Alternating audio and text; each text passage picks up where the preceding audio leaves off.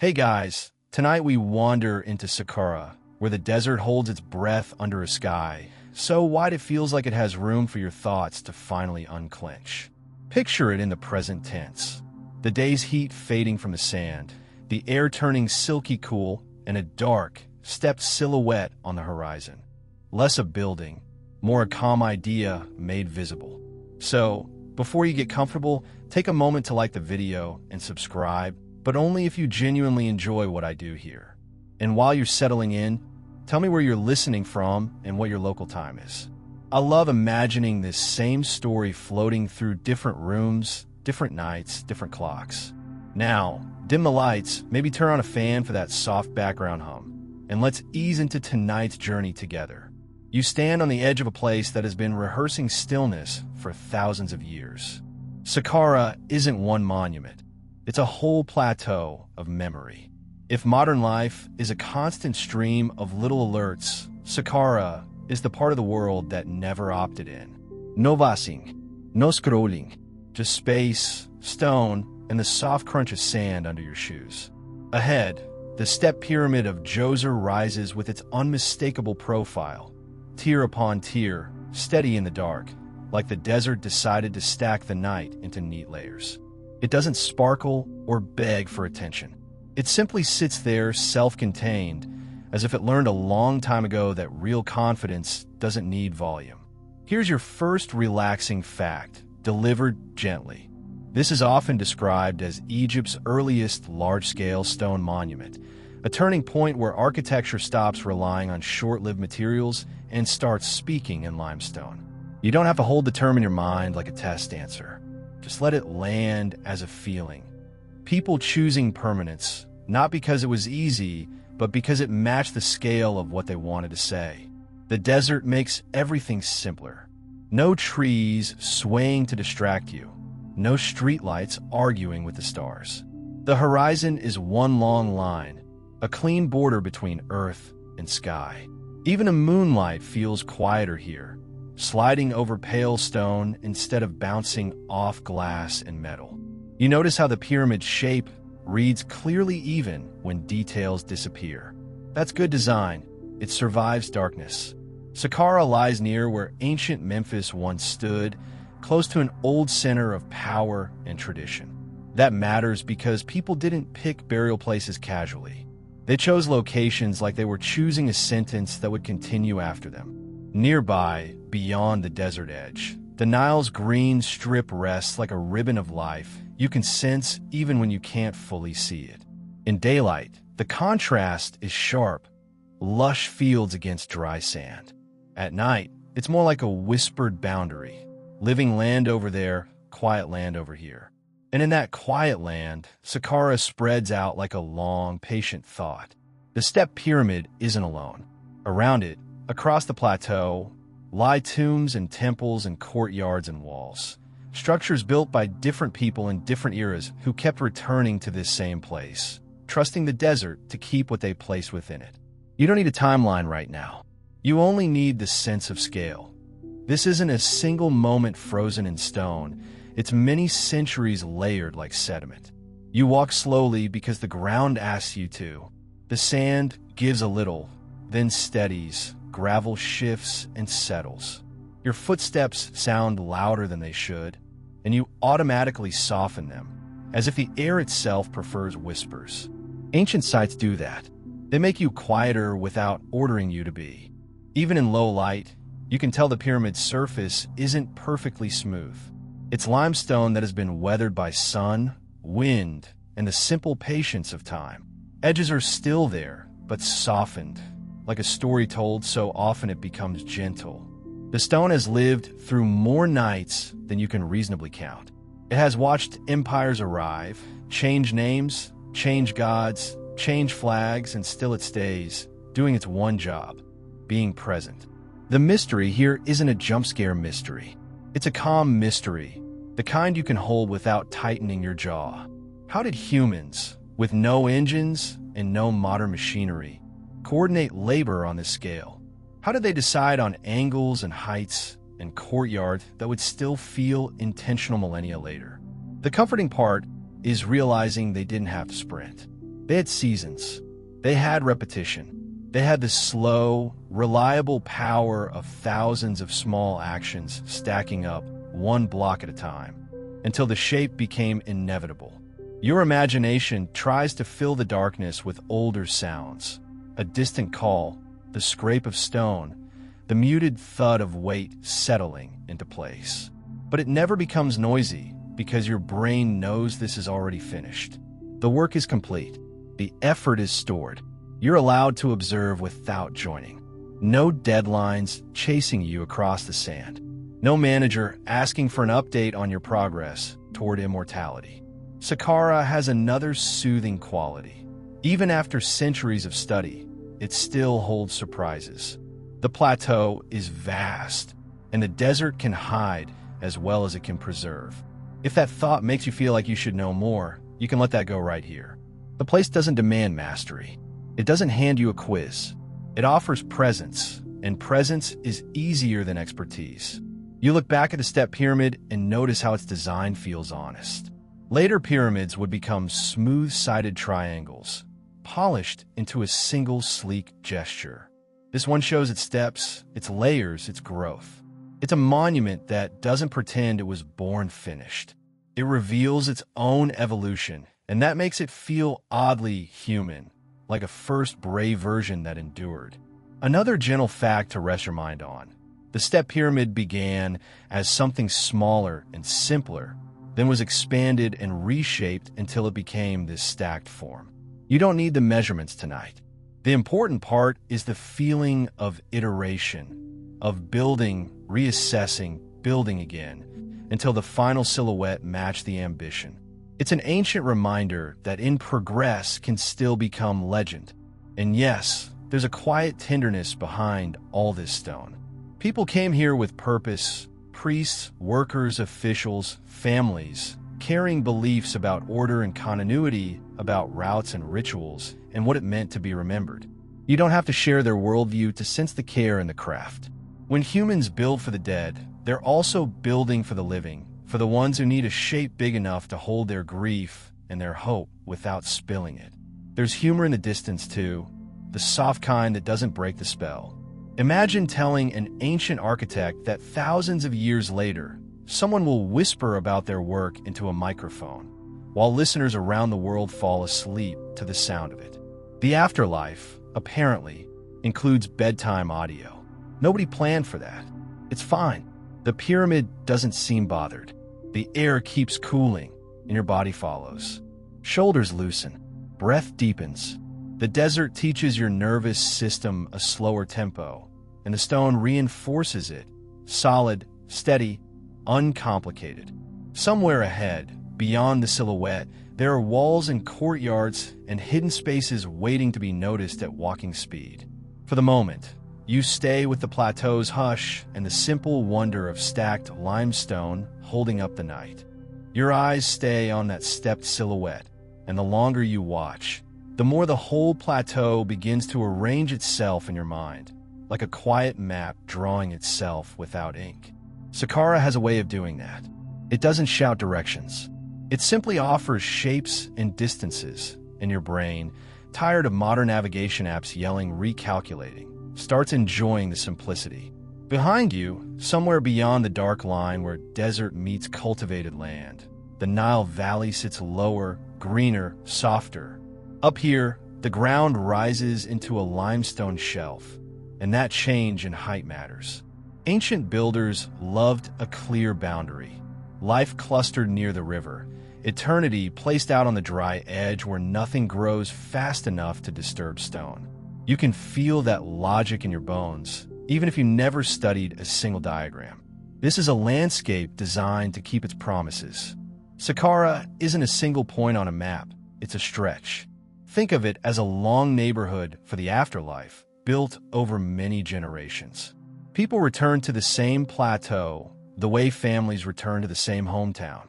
The Step Pyramid sits as a kind of anchor, obvious, steady, hard to ignore, while other monuments and tombs scatter around it like quieter sentences in the same language. The desert air moves in slow layers, and your sense of direction sharpens. Without city glare, the sky helps. Stars become reference points. North feels like more than a word. It feels like a real place. Ancient Egyptians cared deeply about cardinal directions. North, south, east, west, because those directions carried meaning, not only geometry. East was sunrise, west was sunset, and the west became associated with the realm beyond life, because that's where the sun appeared to go. Out here, those ideas don't feel abstract. You can track the darkness, the horizon, the way the land slopes, and suddenly orientation becomes calming rather than stressful. The plateau itself has its own texture map. Some areas are smoother sand, some are rough with gravel, some are broken limestone that crunches like old sugar. There are dips and shallow valleys, wadis, where water once ran during rare storms. Those natural lines help guide movement. Even in a place that looks empty from far away, the ground offers pathways, and people followed them long before anyone thought to name them. You can imagine how Saqqara would have worked in its busiest moments, without turning the scene loud. A procession could begin down in the valley near the river, where boats and goods arrived. Then it would climb, slowly, steadily, up onto the plateau. That upward movement was part of the meaning, leaving the wet, busy world and entering the dry, quiet one. The distance itself becomes ritual. The walk becomes a transition. By the time you reach the higher ground, your breathing changes, your thoughts slow, and whatever you carry from daily life feels less heavy. And Saqqara is full of boundaries that don't feel aggressive. Enclosures, courtyards, walls, some visible, some only implied by where the ground changes and where stone fragments gather. Instead of thinking of walls as keep out, try thinking of them as hold together. They create order. They keep spaces separate so each space can do its job. Even a modern mind finds that soothing. Order is restful. Chaos is exhausting. The Step Pyramid complex, the famous heart of the plateau, sits on a carefully chosen patch of higher ground, as if the architects wanted it to be seen from a distance and also wanted the desert to give it room. From certain angles, it becomes the central landmark, the one shape your eyes return to whenever you start drifting. That makes a natural compass.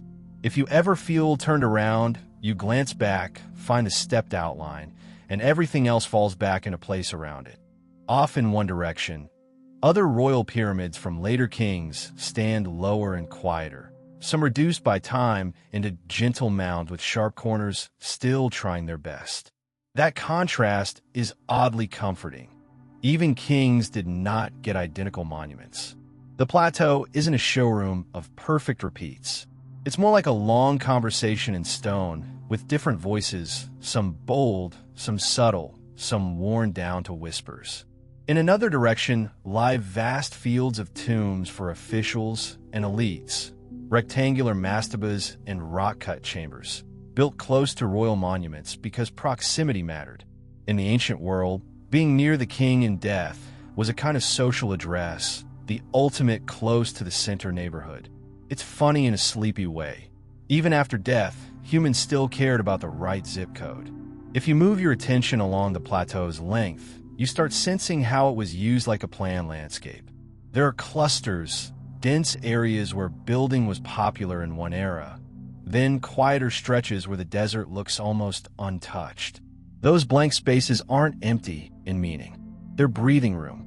They keep the monuments from blending into one mass. They also remind you that Saqqara's story is bigger than any single structure. The plateau could accept more and more building over centuries without losing its identity, because the desert itself acts like negative space in a painting. And that's one of the most relaxing truths about Saqqara. It is large enough to hold complexity without feeling cluttered. In modern life, complexity usually means crowding. Here, complexity is spread out, and spacing makes it gentle. Your mind can take in one landmark at a time.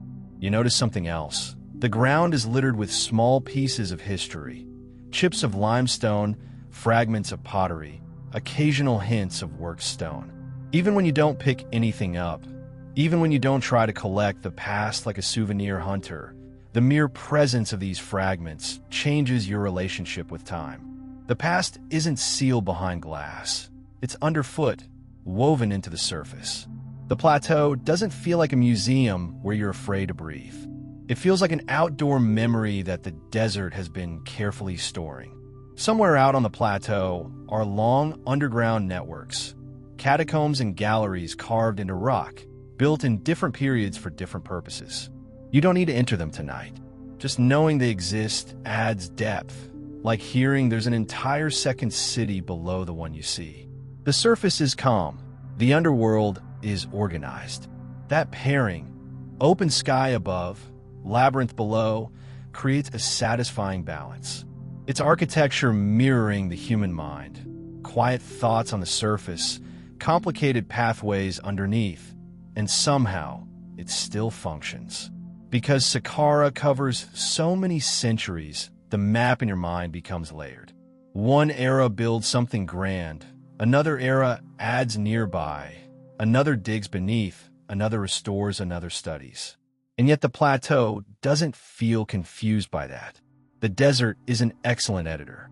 It softens sharp edges, quiets bright colors, reduces everything to pale stone and shadow, and suddenly the whole place belongs to one palette. Sand, limestone, starlight. You keep walking, and the Step Pyramid remains your steady reference, but your awareness widens.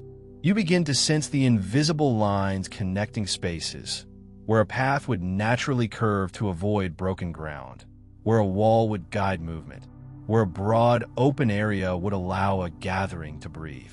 Even without seeing every detail clearly in the dark, your body understands the layout because it's built on basic human movement. Approach, enter, cross, turn, pause, return.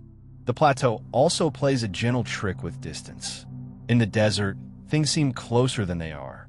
A structure on the horizon looks like a quick stroll, and then your feet remind you that the world is bigger than your assumptions. That's not frustrating here. It's soothing. The desert stretches time in a pleasant way, giving your mind permission to slow down and your thoughts permission to become simple. As you drift deeper into this mental map, a quiet curiosity wakes up, soft, not demanding. What lies beyond that low ridge? What kind of tomb sits in that darker patch? Which stones belong to which century? Curiosity, when it isn't tied to performance, is relaxing. It becomes a warm glow rather than a task. The Step Pyramid stays ahead, calm and layered, and the plateau around it feels increasingly legible. Paths suggested by terrain, clusters suggested by history, boundaries suggested by walls and intention. You aren't lost. You're held in place by geography and by design, by a landscape that was meant to guide people gently from the busy world into the quiet one.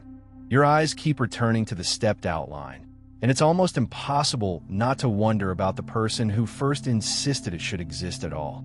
A monument like this doesn't begin as stone. It begins as a decision in someone's mind, quiet, stubborn, and repeated until everyone else starts treating it as reality.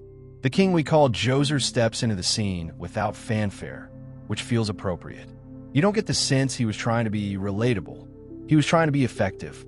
His formal, older name in his own time was likely Nedrikit, something like divine of body, and that alone tells you the job description.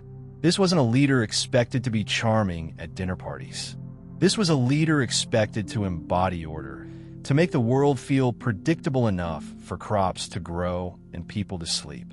If you picture the early Old Kingdom as a freshly assembled machine, Djoser sits at the moment when the gears begin to run smoothly. Egypt had already unified long before him, but unity isn't a one-time event. It's maintenance. It's the daily work of keeping distant regions aligned, keeping resources moving, keeping the calendar and rituals and taxes and labor all humming in the same direction. Djoser's reign is often remembered as stable, and stability is the most underrated luxury in history. It's easy to romanticize drama. Stability is what lets builders plan beyond the next season. That's the first soft truth about why Saqqara becomes his signature. You can't attempt a project that big if you expect chaos every other month.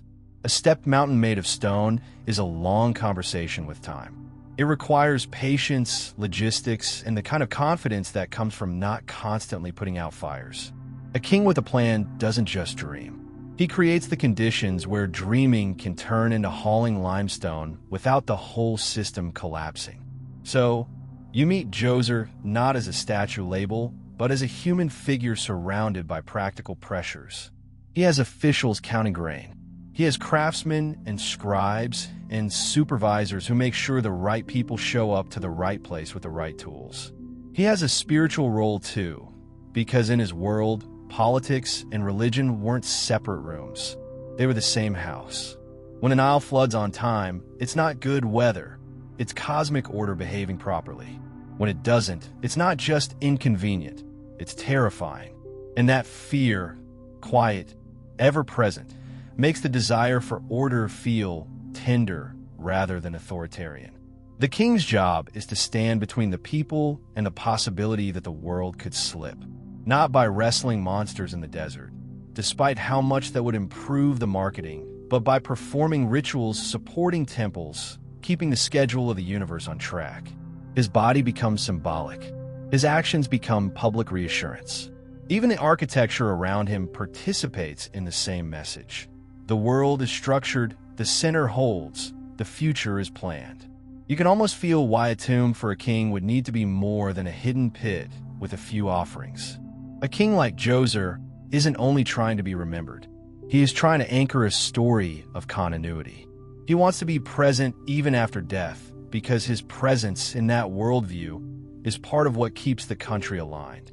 A monument becomes a kind of permanent announcement. The office of kingship continues. The system endures. The chain does not break. It's soothing to imagine him visiting the building site while it was still more idea than pyramid. Not a movie scene with dramatic music and angry shouting. More like a slow walk in early morning light, officials hovering at a respectful distance, the smell of dust and fresh-cut stone. You might stop, look up at a rising wall, and simply nod. A nod from the center of power could turn uncertainty into certainty. Workers don't need to hear speeches every day.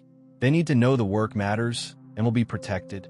And the work did matter because Djoser's monument is also a statement about a new kind of permanence. Earlier elite tombs were often made of mud brick.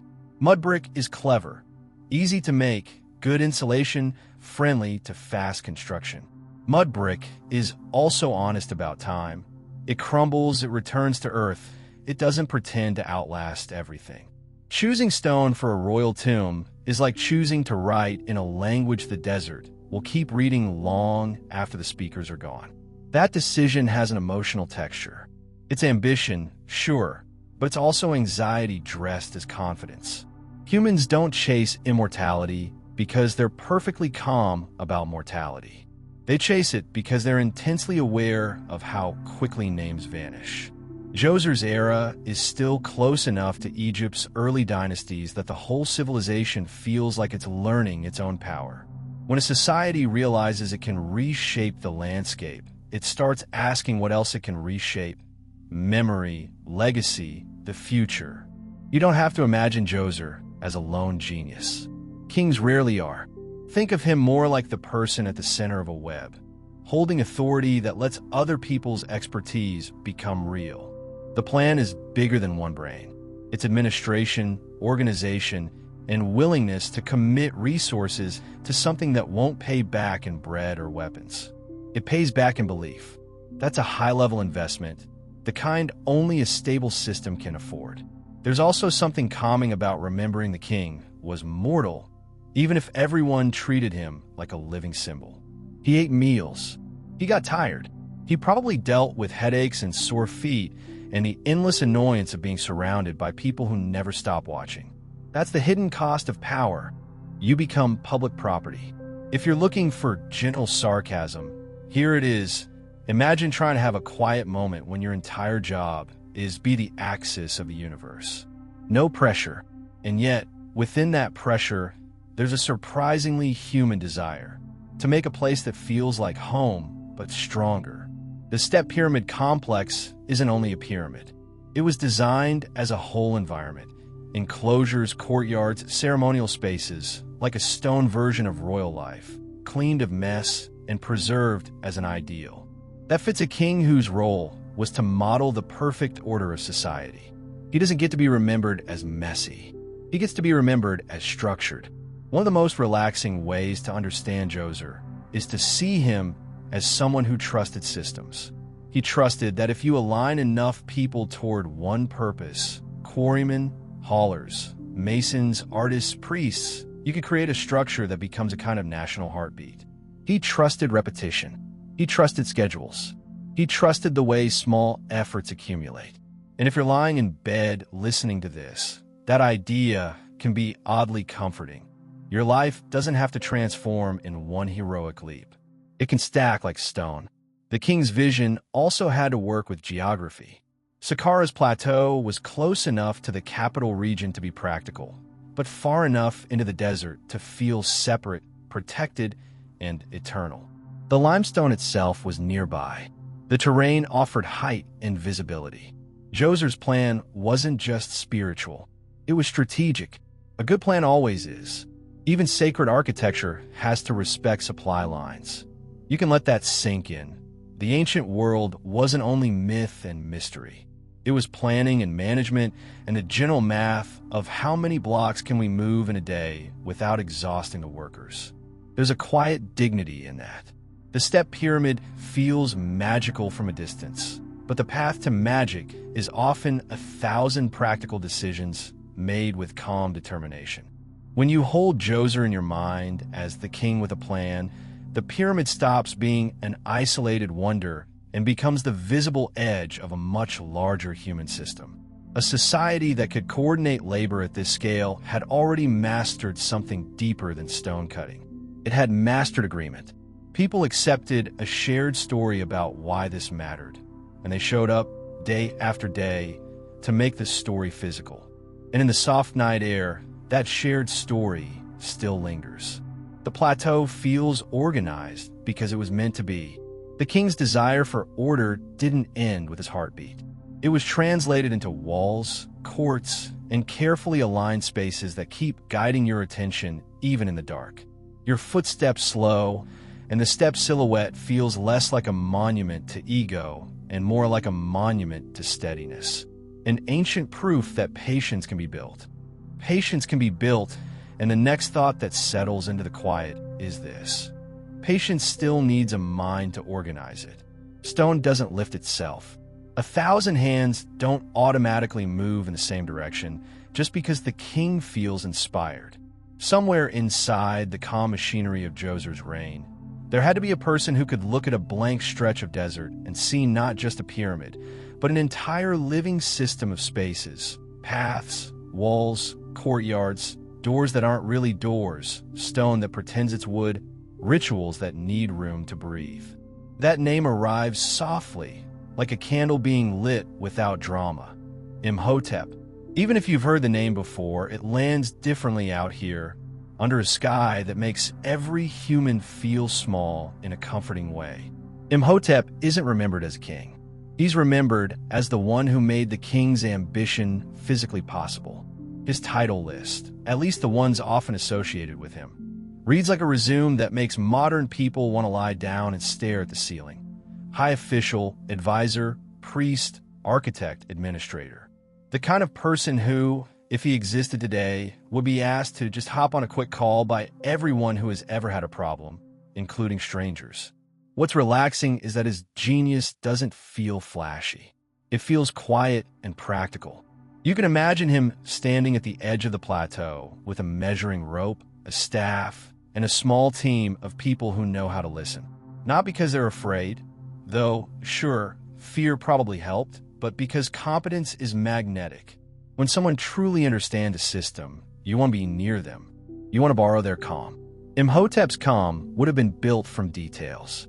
Ancient construction is a world of details. The romance of pyramids usually skips straight to giant stone. Wow. But the real wonder is the invisible math of it.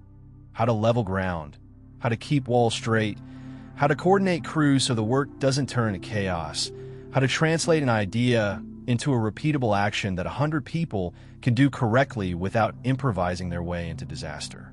You can picture his tools without needing to see them. A plumb bob, simple weight on a string, still obeys gravity the same way it did then. A straight edge, a square, measuring chords with knots, markings on stone. The simplest tools are the ones that last because physics doesn't get updated.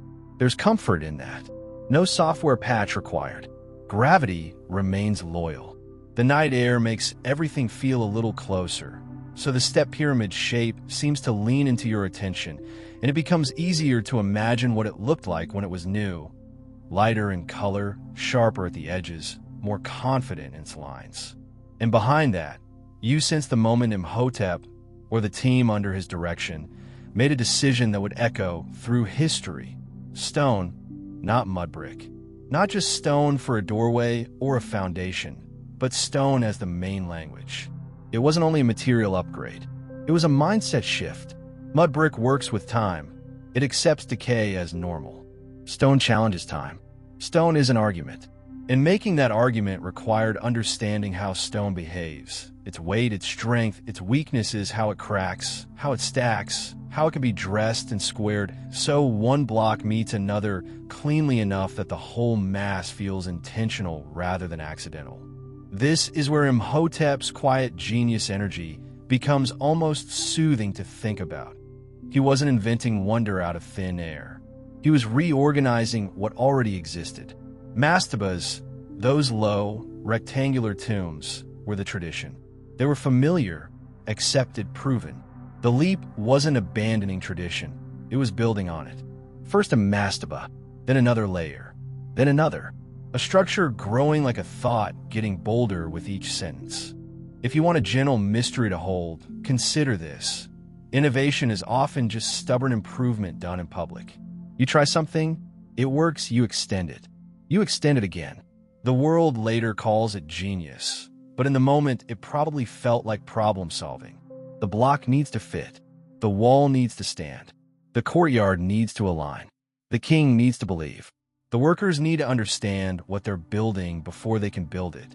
Imhotep would have understood people as well as stone. A building site is a social organism. Crews have rhythms. People get tired. People get proud. People make mistakes.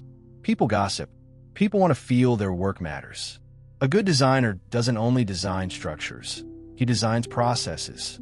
He sets up the work so that the right decisions happen repeatedly, even on days when everyone is hungry and the wind is blowing grit into their eyes. And the wind would have been there, just like it is for you, soft, persistent, shaping. Saqqara's wind is a reminder that nature is always part of the project. The desert sands don't care about your schedule. They drift.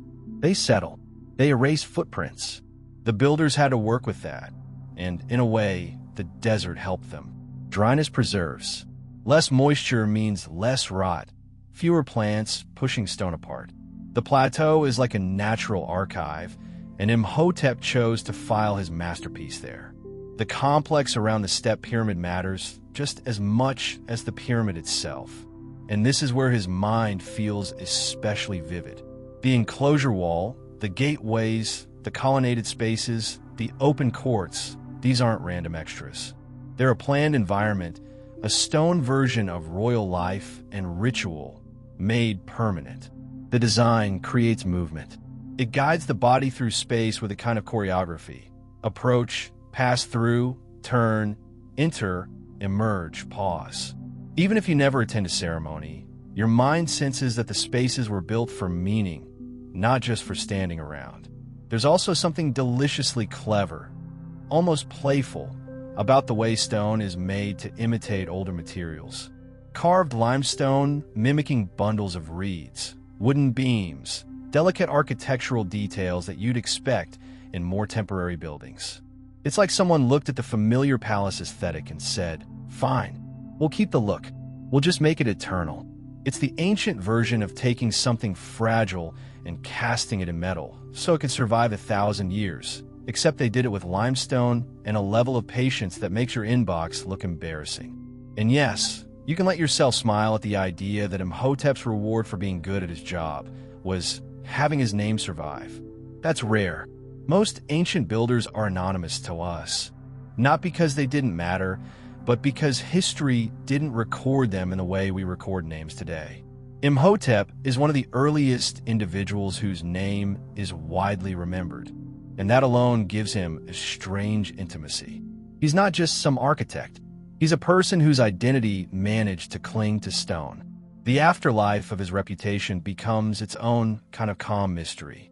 Long after Djoser, Imhotep's name grows bigger, as if the centuries kept adding layers to him the way the pyramid added layers to the original mastaba. In later periods, people treated him as a legendary sage. Eventually, he was honored almost like a divine figure, associated with healing and wisdom. Greek visitors later linked him with Asclepius, their own healing god. Imagine being so competent that thousands of years later, strangers show up and go, "This guy? He fixes bodies and minds." That's an endorsement you can't buy. And those later pilgrims, people who came seeking healing, add a softer human warmth to the plateau. Saqqara isn't only about death. It's also about hope. People carried their aches and fears into places connected with sacred knowledge. They left offerings. They asked for relief. They believed that a mind like Imhotep's didn't vanish. It became available like a steady lamp in the dark. So when you look at the Step Pyramid in the night, you're looking at more than Djoser's statement. You're looking at the foundation of Imhotep's legend. That's why the site holds your attention so easily. It has layers of meaning: political power, religious order, engineering innovation, and the later, gentler layer of human longing for help. The engineering itself has its own restful poetry. Limestone blocks cut from quarries, shaped and moved with coordinated effort. Ramps, sledges, leverage, ropes. The kind of work where progress is visible and physical. You place a block, the world is different than it was 5 minutes ago. There's relief in that kind of labor, even if it's exhausting. Modern work can feel like pushing clouds around. Ancient stonework was undeniable. You could touch what you accomplished. And the layout of the complex, the way it creates a contained world, feels like Imhotep's mind offering you a kind of mental boundary too. Inside the enclosure, order. Outside, desert. In your own life, you might not have limestone walls, but you understand the craving for a space that feels protected from a noise. The Step Pyramid complex is that craving made architectural. Your attention drifts over the step tiers again, and you start noticing how the shape does something subtle to your nervous system. The steps break the mass into manageable units. A smooth pyramid can feel like a single, overwhelming gesture. The Step Pyramid feels like progress you can count, even without numbers. One level, then the next, then the next. It's a structure that makes enormity feel organized. And behind that organized enormity, Imhotep's presence remains quiet but unmistakable. The man who could translate power into proportion. The mind that could make ritual into route, stone into imitation, ambition into a silhouette the desert still respects. The plateau stays hushed, and the more you think about Imhotep, the more Saqqara begins to feel like a collaboration across time. Djoser's authority, Imhotep's design, thousands of unnamed hands, and the desert's patient preservation. The whole place becomes a single, calm machine, still running, still holding its shape under the stars. The plateau keeps that collaboration humming, and you start to notice something quietly radical about it. The biggest leap here isn't the height. It's the material. It's the moment people stopped trusting mud to behave forever and asked rock to take the job instead. Mud brick was the old reliable. The Nile gave plenty of silt, water was close, and bricks could be made in huge numbers with steady hands and a predictable sun. Mud brick is quick, local, forgiving. If a wall cracks, you patch it. If a corner slumps, you rebuild it. Whole towns lived inside that logic, and it worked. So when you picture the older style of elite tomb, the mastaba, you can almost feel its practicality. Low, rectangular, slightly sloped sides like a broad bench planted on the desert edge. The shape isn't trying to be dramatic. It's trying to be stable and recognizable, a clean marker that says, someone important rests here. The real burial was usually below ground, tucked into rock and sealed away. The mastaba above acted like a permanent address on the surface, a place where offerings could be brought and names could be spoken. Remembrance here wasn't just sentimental, it was functional. Connection mattered. The dead, in that worldview, still needed a link back to the living world, and the tomb was the bridge. Mud brick could hold that bridge for a while, but it also had an honest flaw.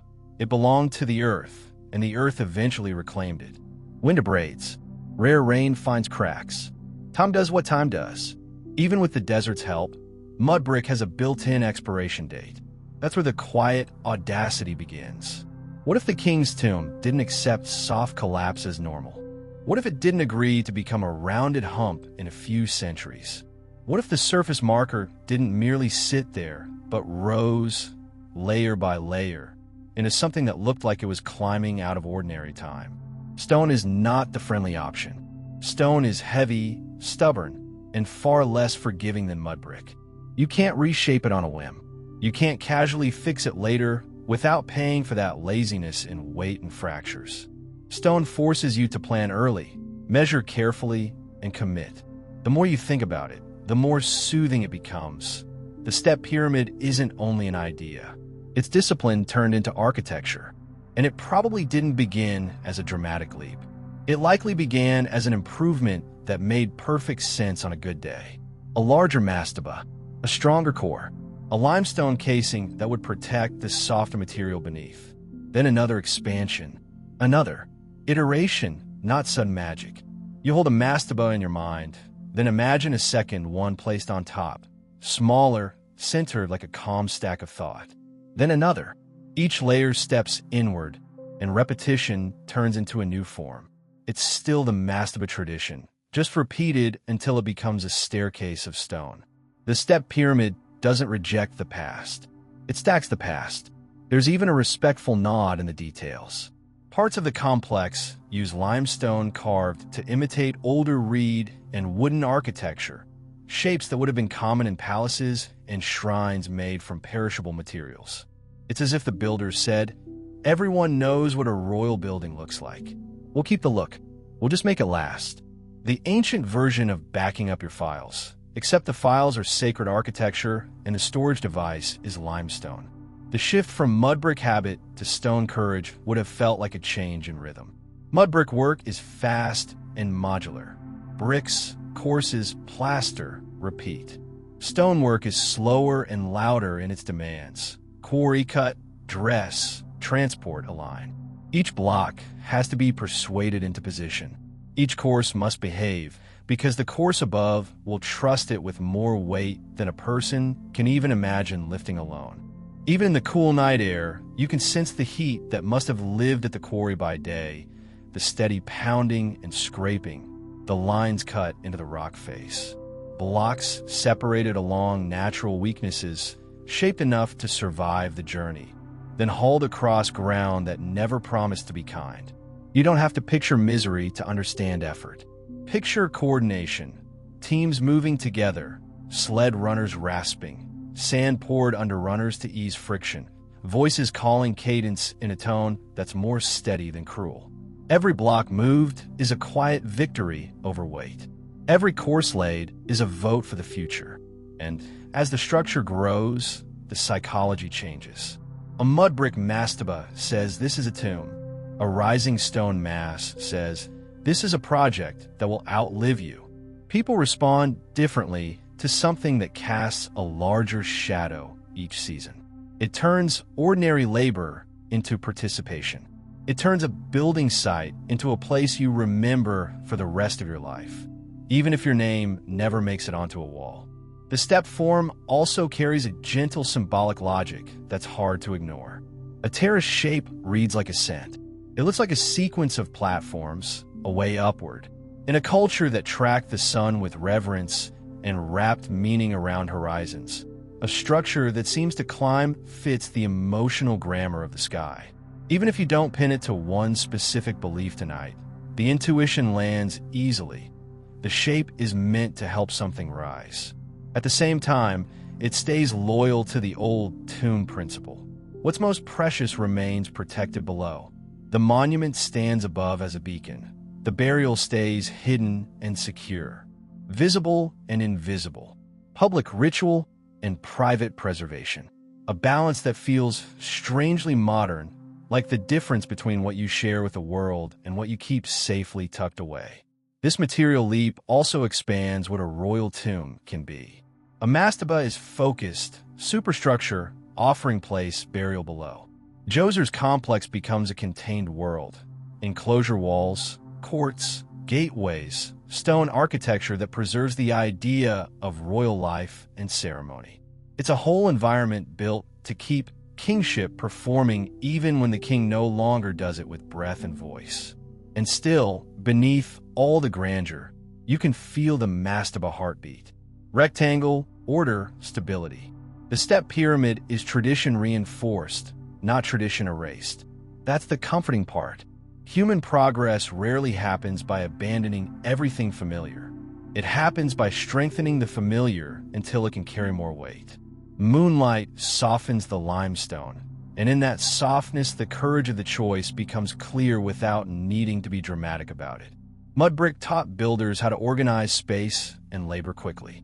Stone demanded patience, precision, and the willingness to make decisions that couldn't be casually undone. The step pyramid is the moment those two meet, habit and courage, stacked into a shape that steadies your breathing just by being there. And as you keep moving across the plateau, a quiet question hangs in the air behind the monument. If stone can hold this idea so firmly, what other ideas can be made heavy enough that time can't carry them away? The step silhouette keeps pulling your eyes upward, and the shape starts to feel less like a building and more like a slow, steady rhythm. 6 levels, 6 calm heartbeats in limestone. Even if you never counted them before, your brain recognizes the pattern immediately, stacked, measured, orderly, like the desert took a deep breath and decided to hold it in neat layers. You stand at a distance where the pyramid reads as a single idea. Then you move closer in your imagination, and the idea breaks into parts you can almost touch. Each tier steps inward from the one below it, not by accident, not by erosion, but by design. The steps are the story of growth made visible. A smooth-sided pyramid hides its process. This one shows it. That honesty is soothing. Nothing is pretending to be effortless. The form likely didn't start with 6 steps, and that detail makes it even more human. The monument seems to have grown through phases, expansions, and reworkings, until it reached the stacked profile people recognize today. That means the final shape wasn't a single dramatic leap.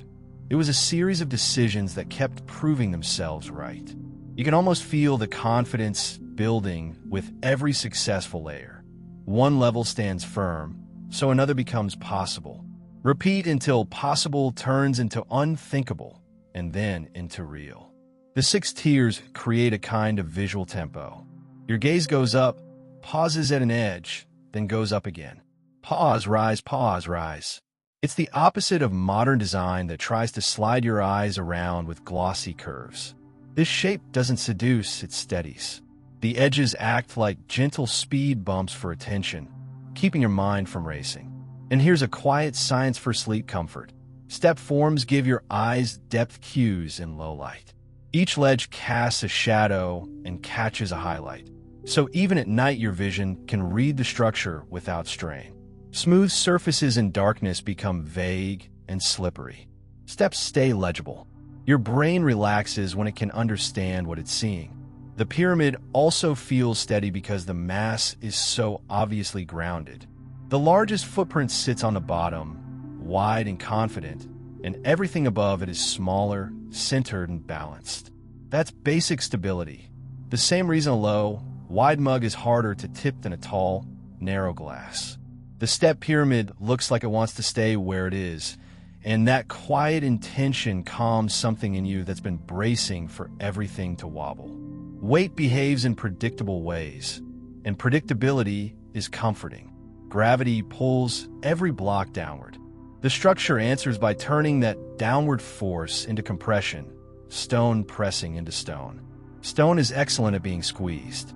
It's far less fond of being pulled apart, which is why the design favors stacking and bearing, not hanging and flexing. Your mind doesn't need to run equations to feel that logic. The pyramid looks like a shape that cooperates with gravity instead of arguing with it. The steps also reduce the sense of sheer verticality. A tall cliff can feel intimidating because it's one unbroken drop. The step pyramid is tall, but the breaks soften it. The tiers create resting points for your eyes, almost like the architecture is saying, take it in slowly. No ruse. That matches the plateau's whole personality. You notice the angles too, how the slopes of the faces between ledges aren't dramatic spikes. The whole profile keeps a measured incline. The geometry isn't trying to impress with sharpness, it's trying to last. In daylight, you'd see the limestone's pale tone, and the steps would look like stacked light. At night, they become stacked shadow, and the edges hold the moonlight like thin ribbons. There's a subtle visual trick in the tiered shape. It makes the pyramid feel both massive and approachable. Massive because the base spreads wide across the desert like a grounded island. Approachable because the steps divide the height into manageable parts. Your brain can imagine moving from one layer to the next, even if you never would. That imagined climb gives the monument a human scale inside its enormity. It becomes a giant thing made of small, countable progress. This is where the earlier idea of the mastaba returns, quietly tapping you on the shoulder. Remember the mastaba heartbeat: rectangle, stability, order. The step pyramid looks like a mastaba that refused to stay single. It repeats itself upward, each layer echoing the older tradition, each layer adding a little more ambition. You can feel tradition inside innovation, and that blend tends to feel safer than pure novelty. Your brain likes upgrades that still look familiar. 6 steps also create a pleasing symmetry in the way you perceive the silhouette. Not perfect symmetry in every detail. Time has softened edges, and the surface isn't a polished diagram, but a balance your eyes can trust. Balanced forms reduce cognitive load. Your mind stops searching for what's off because nothing is screaming for correction. The shape is resolved. It's done. People often describe the step pyramid as about 60-ish meters tall enough to dominate the plateau, not so tall that it starts feeling like it belongs to a different planet. That scale matters. Too small, and it wouldn't carry the sense of royal permanence. Too huge, and it might feel aggressive. This height feels like presence rather than threat. It's a monument that watches quietly. If you want another calm scientific detail, consider how thermal mass works out here. Stone absorbs heat during the day and releases it slowly at night. Even without touching the pyramid, you can sense that it's been holding the day's warmth, storing it in silence. That slow release affects the air right around the stone, creating tiny temperature gradients that your skin picks up as a kind of soft environmental texture. The pyramid becomes part of the night's atmosphere, not just an object inside it. The tiers also influence sound in a subtle way. Hard surfaces reflect sound, but stepped surfaces scatter it. Instead of one clean echo, you get softened, broken reflections. The desert already eats noise, and the step geometry helps keep things from bouncing back too sharply. Your voice would return less as a crisp echo and more as a gentle blur. It's architectural hush, and all of this sits inside a bigger psychological effect. The pyramid feels like a solved problem. It stands there as proof that thousands of small actions can be organized into one stable outcome. That's relaxing in a way you don't expect. Most of life is unfinished. Laundry always exists somewhere. Messages wait. Plans remain half-formed. The step pyramid doesn't have that vibe. It's complete. It's one of the rare things you can look at and feel your mind stop trying to fix it. Your gaze moves from the broad base to the upper tiers, and the top feels like a quiet punctuation mark. Less ornate than you might expect, more like a final step in a long sentence. The monument isn't about decorative flourish. It's about form, presence, and the calm authority of geometry. The 6 levels also invite memory. You can count them like beads. 1, 2, 3, 4, 5, 6. Counting is soothing when nothing is being tested. Your mind can loop it gently, a small repetitive action that steadies the breath. The steps become a visual metronome, and your attention keeps returning to the same simple ladder of stone. Somewhere in the back of your mind, you picture Djoser approving the expansions and Imhotep translating approval into angles and alignments. It feels less like myth and more like administration with imagination. Someone chose where one tier ends and the next begins. Someone decided how far inward each step should move. Someone checked that the whole thing stayed centered, that the weight remained loyal to the ground beneath it. The decisions are invisible, but the calm they create is obvious. You keep walking in your head, and the pyramid's silhouette changes with your angle, like a slow-turning sculpture. From one view, it looks sharper, from another, broader. That shift is another quiet pleasure. The monument reveals itself gradually. It doesn't give you everything at once. It rewards patience, which feels like the site teaching you its preferred pace. The steps hold the night in layers, and your thoughts follow suit, stacked, organized, not rushing ahead. 6 calm heartbeats of stone, steady enough that your body believes them. The desert stays quiet, the sky stays wide, and the pyramid keeps doing what it has always done, turning time into a shape your nervous system can understand. The stepped layers stay in your vision like a slow pulse, and as you get closer in your mind, the pyramid stops being an outline and becomes a surface, stone that has been touched, cut, dragged, set down, and trusted. You can almost feel the temperature of it, that night-cool limestone holding the last faint memory of daytime, heat the way a mug holds warmth after the tea is gone. If you bring your attention right up to the rock, it's not smooth in the way modern polished stone is smooth. It's smoother in places, rougher in others, and full of tiny decisions you can sense even without seeing every detail clearly. In daylight, you'd catch tool marks like faint handwriting, lines that don't spell words but still tell you a story. Here a chisel bit, here a scrape, here a surface dressed just enough to make 2 blocks sit together without arguing. Limestone is such a gentle material for a civilization to fall in love with. It's strong, but it's workable. It doesn't demand magic. It rewards persistence. It forms in water, layer by layer, from countless small fragments, shells, minerals, time, pressed into a solid that still remembers its origin if you look closely. That means you're standing in the desert looking at stone that began as seabed, which is one of those facts that feels like a soft optical illusion for the brain. A dry plateau, a dry night, and the very rock beneath you is a long-ago ocean pressed into silence. That quiet ocean memory is part of why the stone behaves the way it does. Limestone tends to be easier to cut than harder igneous rock. So with copper tools, stone pounders, and a lot of patience, ancient workers could shape it reliably. Copper isn't the superhero people imagine it to be. It's relatively soft, which makes the achievement more soothing, not less. They weren't slicing through rock like it was butter. They were repeating small motions until the rock agreed. The monument is built out of agreement between human muscle, tool edge, and material that yields when you respect its limits. You can picture a quarry face in the early morning when the light is still slanted and kind. Men with stone hammers working along a line, tapping, tapping, tapping, rhythm first, fracture second. Someone checks the direction of the grain because stone has preferences. Someone marks where the cut should go. Wedges are tapped in, pressure builds, and then the rock releases with a sound that isn't explosive so much as decisive.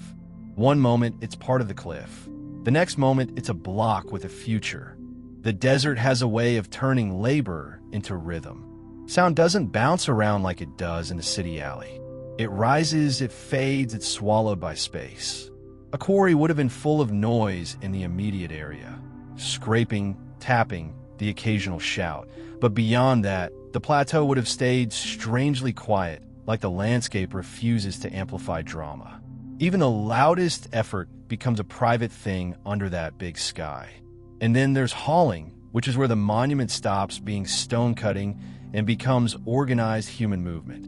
It's easy to imagine a block as a neat rectangle floating magically into place because that's what diagrams do to keep your brain from getting tired. The reality is more physical, more honest, and somehow more calming. The block has weight, and the only way to move weight without engines is to share it. Sledges glide better than you'd expect when the ground is prepared. Ropes don't need electricity. Leverage doesn't need a battery. A team pulls together, the runners scrape, and the block inches forward with a stubborn grace. Sometimes water is used to dampen sand and reduce friction. Sometimes the path is packed. Sometimes rollers are placed.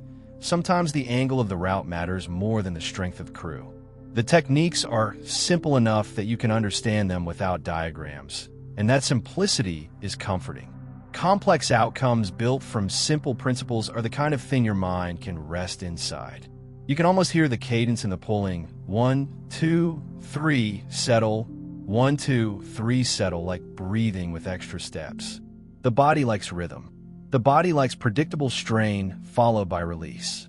It's one of the oldest ways humans calm themselves while doing something difficult. Turn the difficulty into a beat you can follow. Even if you're lying down listening, your nervous system recognizes the pattern and softens into it. What's quietly funny is that this is also project management, just without the glossy buzzwords. You still need scheduling. You still need supply chains. You still need someone making sure the right tools show up at the right time and the crew isn't standing around staring at a block like it personally offended them. You still need food, water, shade, and a plan for what happens when something cracks or a rope snaps or the wind decides today is the day it wants to be extra. Civilization hasn't changed as much as it pretends. And carving. Carving is where the practical becomes intimate. A block can be roughly squared in the quarry, but it's on site that the face gets dressed, edges sharpened, surfaces leveled enough to stack reliably. Dressing stone is like grooming something stubborn. You remove what doesn't belong. You keep what holds. You learn when to stop, because perfection is expensive and sometimes unnecessary. In places where two blocks meet, the work matters most. In places hidden by other stones, the work can be rougher. That's not laziness, it's intelligence. It's effort placed where it counts. In the day, sunlight would reveal that intelligence. Light is the most honest archaeologist. Morning light rakes across stone at a low angle, and suddenly every chisel mark becomes visible. Every tiny ridge casts a shadow. Every imperfection becomes a story. Midday light flattens everything, turns relief into silence. Late afternoon warms the limestone and makes the whole surface feel gentler, as if the monument is exhaling heat back into the world. The builders might not have talked about lighting design the way modern architects do, but they understood the sun. They lived by it. They scheduled by it. Their work was literally shaped by it. You can imagine a supervisor, or maybe Imhotep's team, inspecting faces in early light because that's when you can see what needs fixing. A surface that looks fine under harsh overhead sun can betray unevenness when light schemes across it. The sun becomes a quality control tool. It doesn't lie. It doesn't compliment your effort to be polite. It just shows you exactly what you did. The pyramid also plays a quiet game with light because of its steps. Each ledge catches brightness differently. Each tier creates shadow that moves as the day moves. The monument is never visually static. Even when it stands perfectly still, the sun walks across it, turning it into a slow clock you can read with your eyes. That's another relaxing fact. Ancient architecture often doubled as a way to make time feel orderly. When you can watch shadows behave predictably, your brain feels safer. Uncertainty shrinks. Time becomes a gentle pattern instead of a threat. And because limestone reflects light more softly than darker rock, the whole structure would have had a pale glow under strong sun, almost a visual hush. In moonlight, that pale quality becomes even more soothing. The edges don't glare, they glow. The pyramid doesn't loom like a dark tower.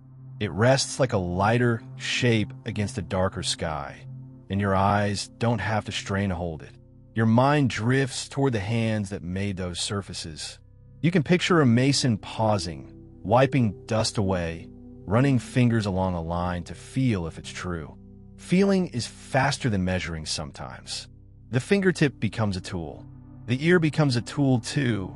Tap a stone, listen to the sound, hear if there's a hidden crack. Even without modern instruments, bodies are sensitive. People forget that. Ancient builders relied on senses the way we rely on screens. The senses were their interface. There's something quietly beautiful about tool marks surviving. In a world that worships finish, tool marks are a record of process. They're proof that a human arm moved here, that someone stood in this exact position and repeated a motion until stone changed shape. It makes time feel less like a gulf and more like a hallway. Someone worked here. You're here. Different nights, same gravity. And the practical rhythms become poetry without trying.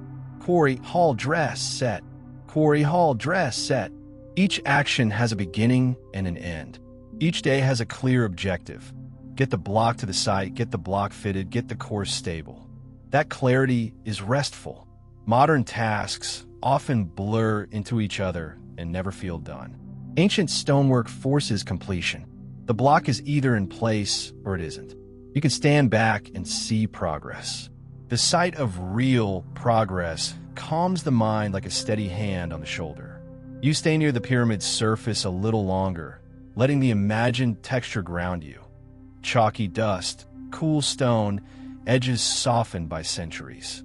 The desert holds the monument. The monument holds the work inside it, and the work holds a rhythm that your body recognizes as safe. Repetition, cooperation, patience, and the slow agreement between human intention and stubborn limestone. The limestone still feels close in your imagination. Cool, chalky, patient. And then the scene widens until the pyramid isn't the only thing holding your attention. A bigger shape surrounds it, a boundary that changes the way you breathe without touching you. The enclosure wall. It doesn't feel like a fence. It feels like a statement that says the world inside is arranged on purpose. The wall stretches around the complex in a broad rectangle, and even in the dark you sense its scale because it steals a little bit of the horizon. The desert is endless by default, and anything that successfully draws a line through it earns a kind of respect. The surface of that wall is where the most charming illusion waits. You get closer, mentally, quietly, and the limestone starts behaving like it isn't limestone. The wall carries a patterned facade made of repeating niches and projections, a rhythm of recess and bulge, like a heartbeat translated into architecture. It's an imitation of earlier royal palace fronts that were built from perishable materials. Reeds, wood, mud brick. Only here it's been pinned into stone so it can't rot, warp, or collapse. There's something oddly tender about stone pretending to be something softer. It's like carving a pillow out of marble and insisting it's comfortable. The difference is, in this case, the illusion isn't a joke. It's a message.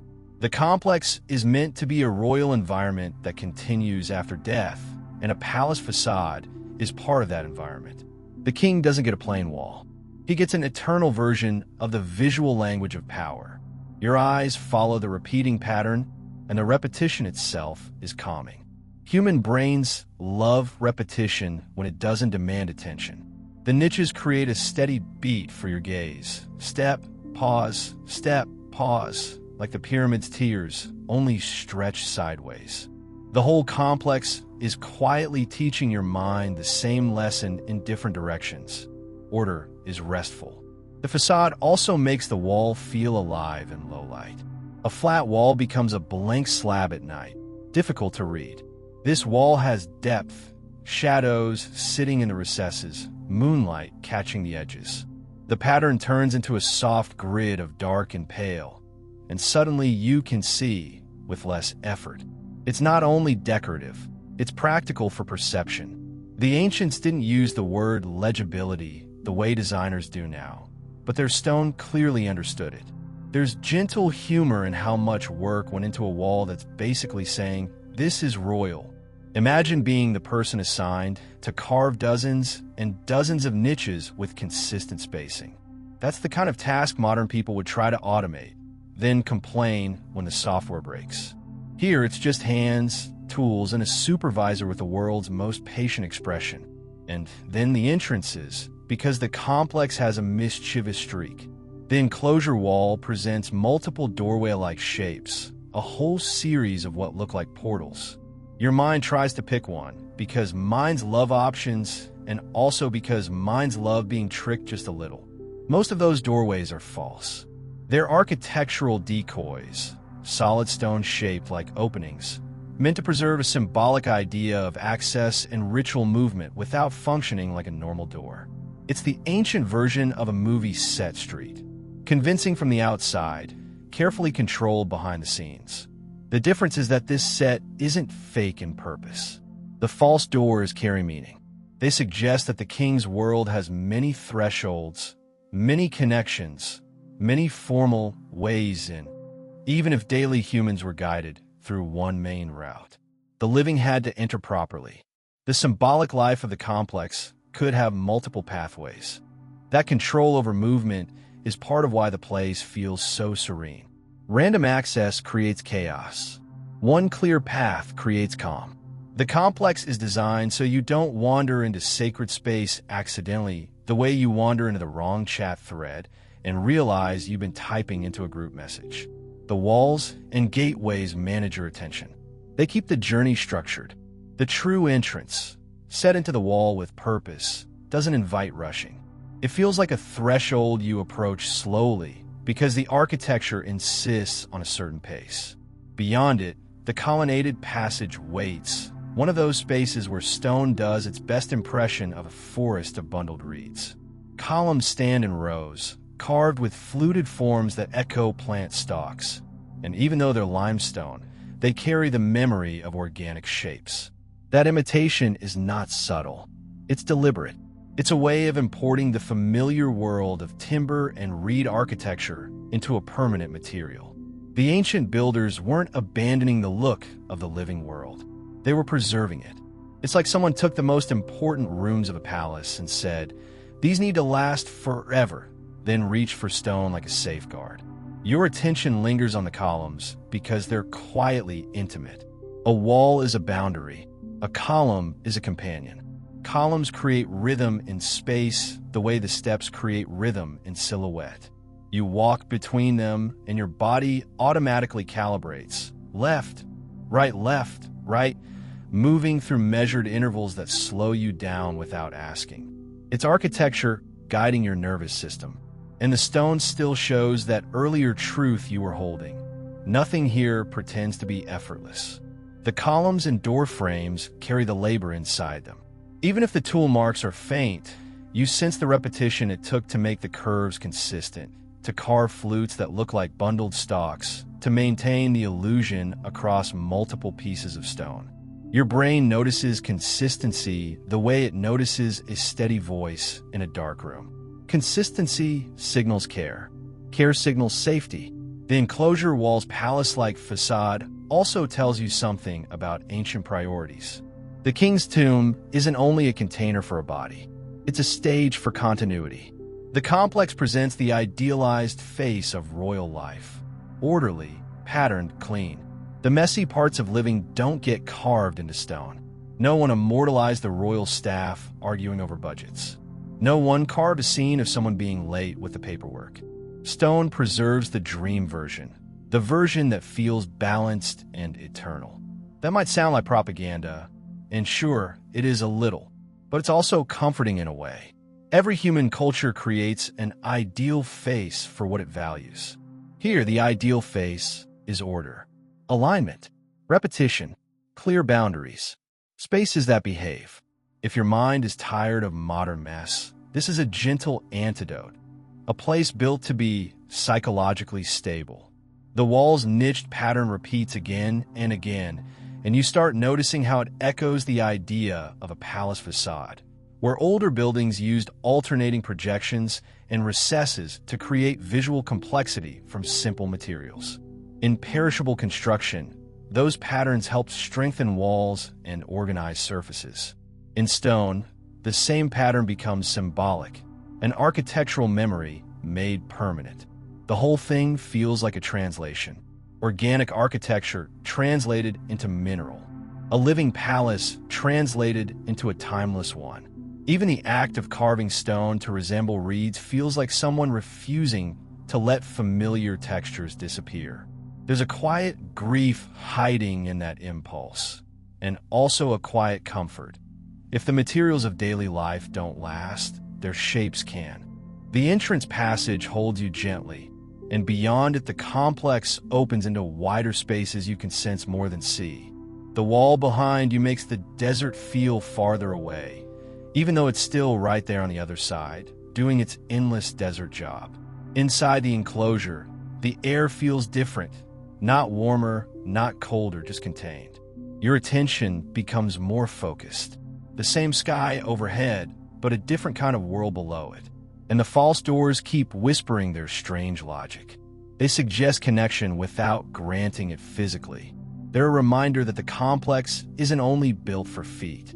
It's built for ritual, for symbolism, for ideas about passage and presence. In a place designed to bridge life and death, an opening doesn't have to be functional to be meaningful. Your mind relaxes into that. Modern thinking loves literal function. Door equals passage. Ancient thinking was comfortable with layered function. Door equals concept. Door equals invitation. Door equals boundary. Door equals sign. It's like language. A word doesn't have to be a thing to be powerful. It could be a doorway into meaning. The palace facade repeats along the wall, and it starts to feel like you're standing beside an enormous, frozen rhythm. The steps of the pyramid rose upward like stacked breaths. This facade moves sideways like a slow chant, up and across, both directions carrying the same message. Everything here is organized to keep a king's world coherent. A final, quiet detail settles in. A wall like this doesn't only keep people out. It also keeps the inside from leaking. It holds sacred space together the way a bowl holds water. Without the boundary, courtyards would feel like random, open ground. With the boundary, open ground becomes intentional space. Containment turns emptiness into meaning. Your feet, real or imagined, move onward, and the architecture continues guiding you deeper, from boundary into interior, from facade into the spaces where the complex begins to breathe in wide, open courts. The enclosure wall remains behind like an elegant promise. Everything inside is part of the same carefully preserved palace, stone pretending to be something softer and somehow succeeding. The passage lets you out the way a narrow hallway releases you into fresh air, and the space opens so wide your chest loosens without permission. The courtyard doesn't feel like outside. It feels like a deliberate emptiness, a room made from sky. Stone underfoot, open air overhead, and that clean desert light, imagined even at night, still somehow present, like the place remembers the sun. The first thing your body notices is scale. Not the kind that makes you feel small in a scary way, more the kind that makes your thoughts stop tripping over furniture. A wide court is a gentle instruction. Spread out, slow down, don't crowd yourself. The ancient builders understood something modern design keeps forgetting. Space is not wasted when it calms the mind. The ground here would have been prepared with care, flattened and leveled enough that movement could be precise. Precision mattered because these courtyards weren't only for standing and staring at stone like polite tourists. They were built for action, for ritual movement that had to be performed correctly. You can sense it in the long, unobstructed stretches, the way sight lines feel intentional, the way the open area seems to point your attention towards certain structures without forcing it. If the enclosure wall was the bowl, these courts are the water inside it, held still reflective. Sound behaves differently here. In a tight passage, your footsteps feel loud and close. In open space, sound spreads and thins. Stone reflects it, but the air dilutes it. The result is a soft echo, not a sharp one. More like your own movement gently returning to you from far away, blurred around the edges. That softness is one of the most relaxing facts about courtyards made of hard material. The echo exists, but it doesn't demand. A crisp echo snaps your attention back. A softened echo lets your attention stay loose. The desert helps too. There's so much open air beyond the walls that sound has places to go. It doesn't get trapped. It drifts out, fades, disappears.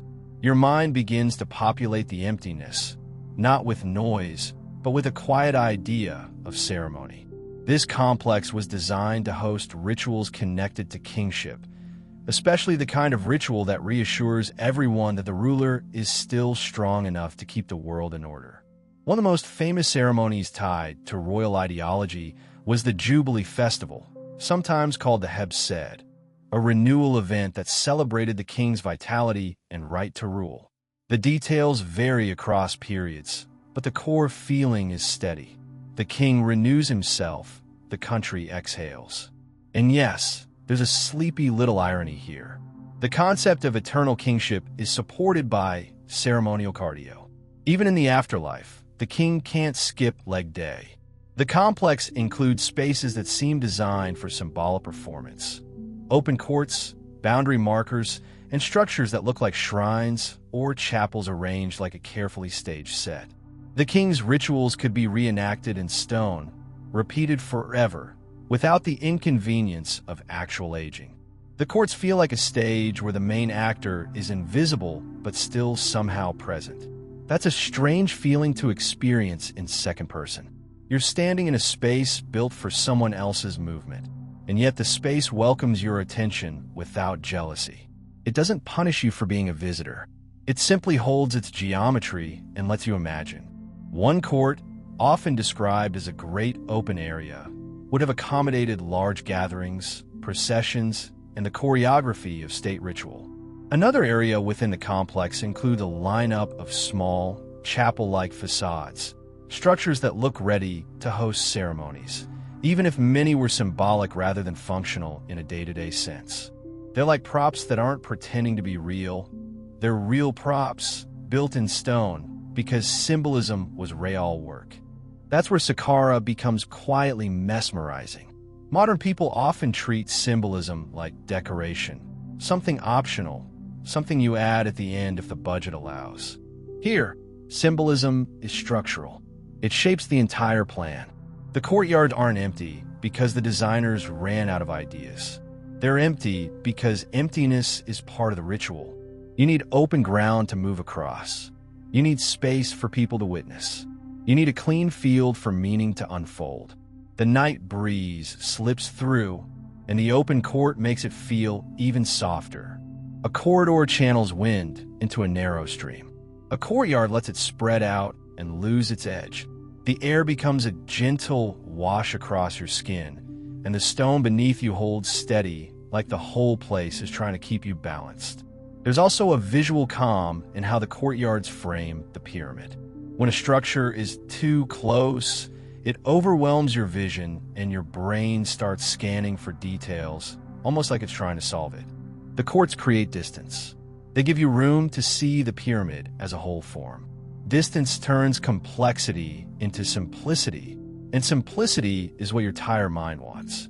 You can imagine the king's path through these spaces.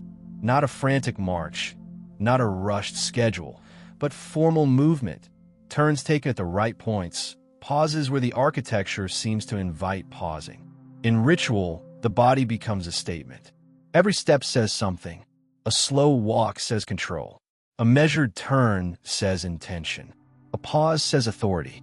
It's performance, but performance used as reassurance. The court surfaces would have amplified the visual drama of that movement. The pale ground, the bright sun in daylight, the shadows of walls and columns drawn cleanly across the floor. Shadows become lines on a map. If you ever want to feel how ancient people experience time, remember this. They watched shadows behave. The courtyards were wide enough that shadows could stretch and slide without interruption, like a slow-moving clock that nobody had to wind. And in that daylight world, the crowd, if present, would have been arranged by rank, by role, by permission. The open court allows order to be visible. You can place people in lines, create clear pathways, keep a central space for the king.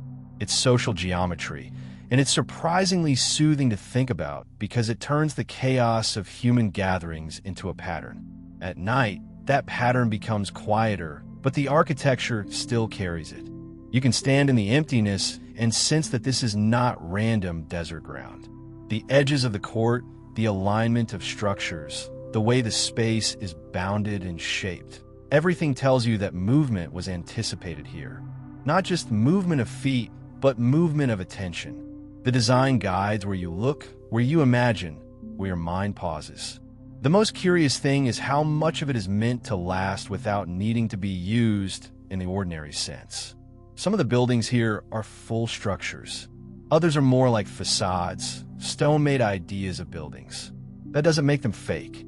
It makes them symbolic architecture, built for a world where appearance and function don't always need to match, because the purpose isn't shelter from rain. The purpose is continuity of role, continuity of ritual. If that feels abstract, the courtyard makes it simple again. A ritual needs an arena. The arena needs boundaries. The arena needs clean lines. You have all of that under your feet. The stone doesn't ask you to understand every theological detail. It only asks you to notice that the space is designed for repeating something meaningful. The soft echoes continue to follow your steps, and the sound becomes its own kind of companionship. Footstep, faint return. Footstep, faint return. The rhythm settles your breathing, almost like the place is offering you a metronome without making a big deal about it. You glance toward the surrounding structures and sense those little chapel-like forms again, lined up with intention. Their presence suggests a set of stations, a sequence, places where actions would be marked, where offerings could be presented, where a king's authority could be reaffirmed in steps. Sequence is restful. A sequence says there is a next thing, and the next thing is known. There's something else the courtyard does that's easy to miss. It makes the sky feel close. In a city, the sky is chopped into rectangles by buildings.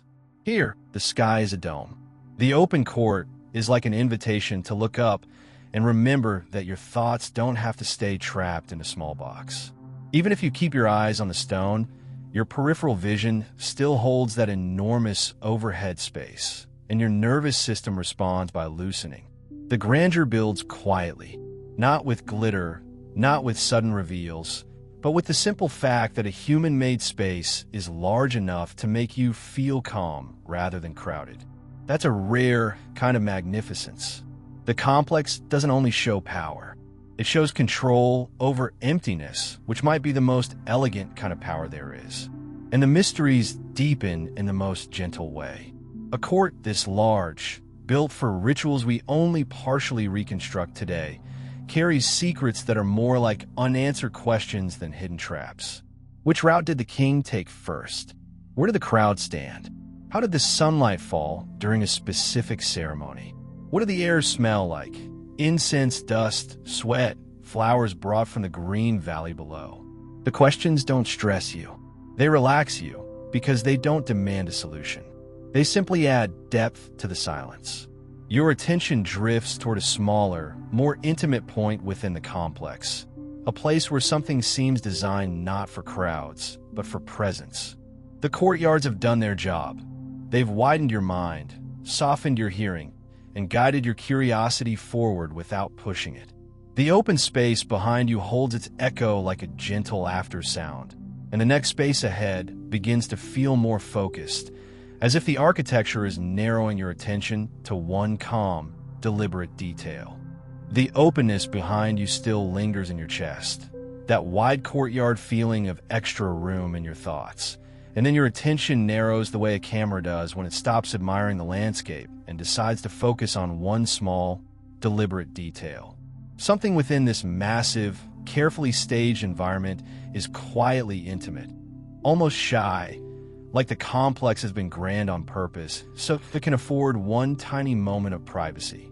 You come closer to the idea of a serdab, a sealed little chamber built for a statue, and the name itself sounds like it belongs to cool stone and hush. This is one of those ancient concepts that feels weirdly modern in its emotional logic. If the king can't be physically present, a carefully made image stands in, not as decoration, but as a kind of anchor for presence. The chamber is enclosed, protected, tucked away, because the statue isn't meant to be handled or fussed over like an art object. It's meant to endure. And then there's the detail that makes your mind soften. A small opening. Sometimes a narrow slit, sometimes little eye holes, just enough to connect the sealed space to the living world outside. Not a door, not a grand gateway, a controlled, quiet line of sight. You can feel how intentional that is. The whole complex plays with thresholds, false doors carved into walls, gateways that guide movement, passages that release into courtyards. And then, at the heart of it, an opening so modest it almost feels like a whisper. A tiny window that turns an enormous monument into something personal. In ancient belief, the ka, one part of the person's spiritual essence, needed connection. Offerings mattered. Words mattered. Names mattered. The statue and the serdab acted as a stable body for that essence to recognize, a familiar shape to inhabit or approach. And the opening?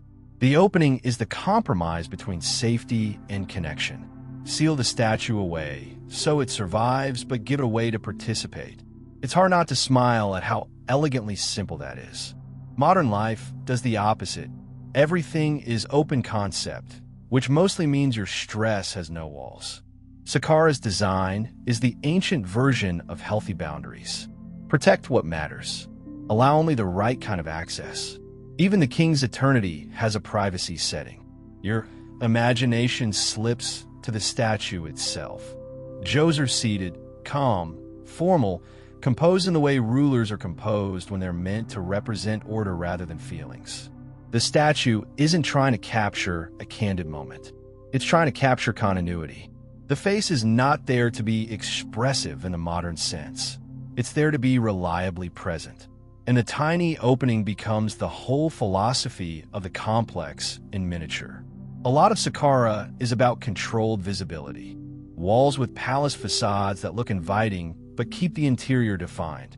False doors that suggest access without permitting random wandering. Courtyards that open wide, then passages that narrow. The serdab takes that logic and distills it into one small line. Here is how presence works.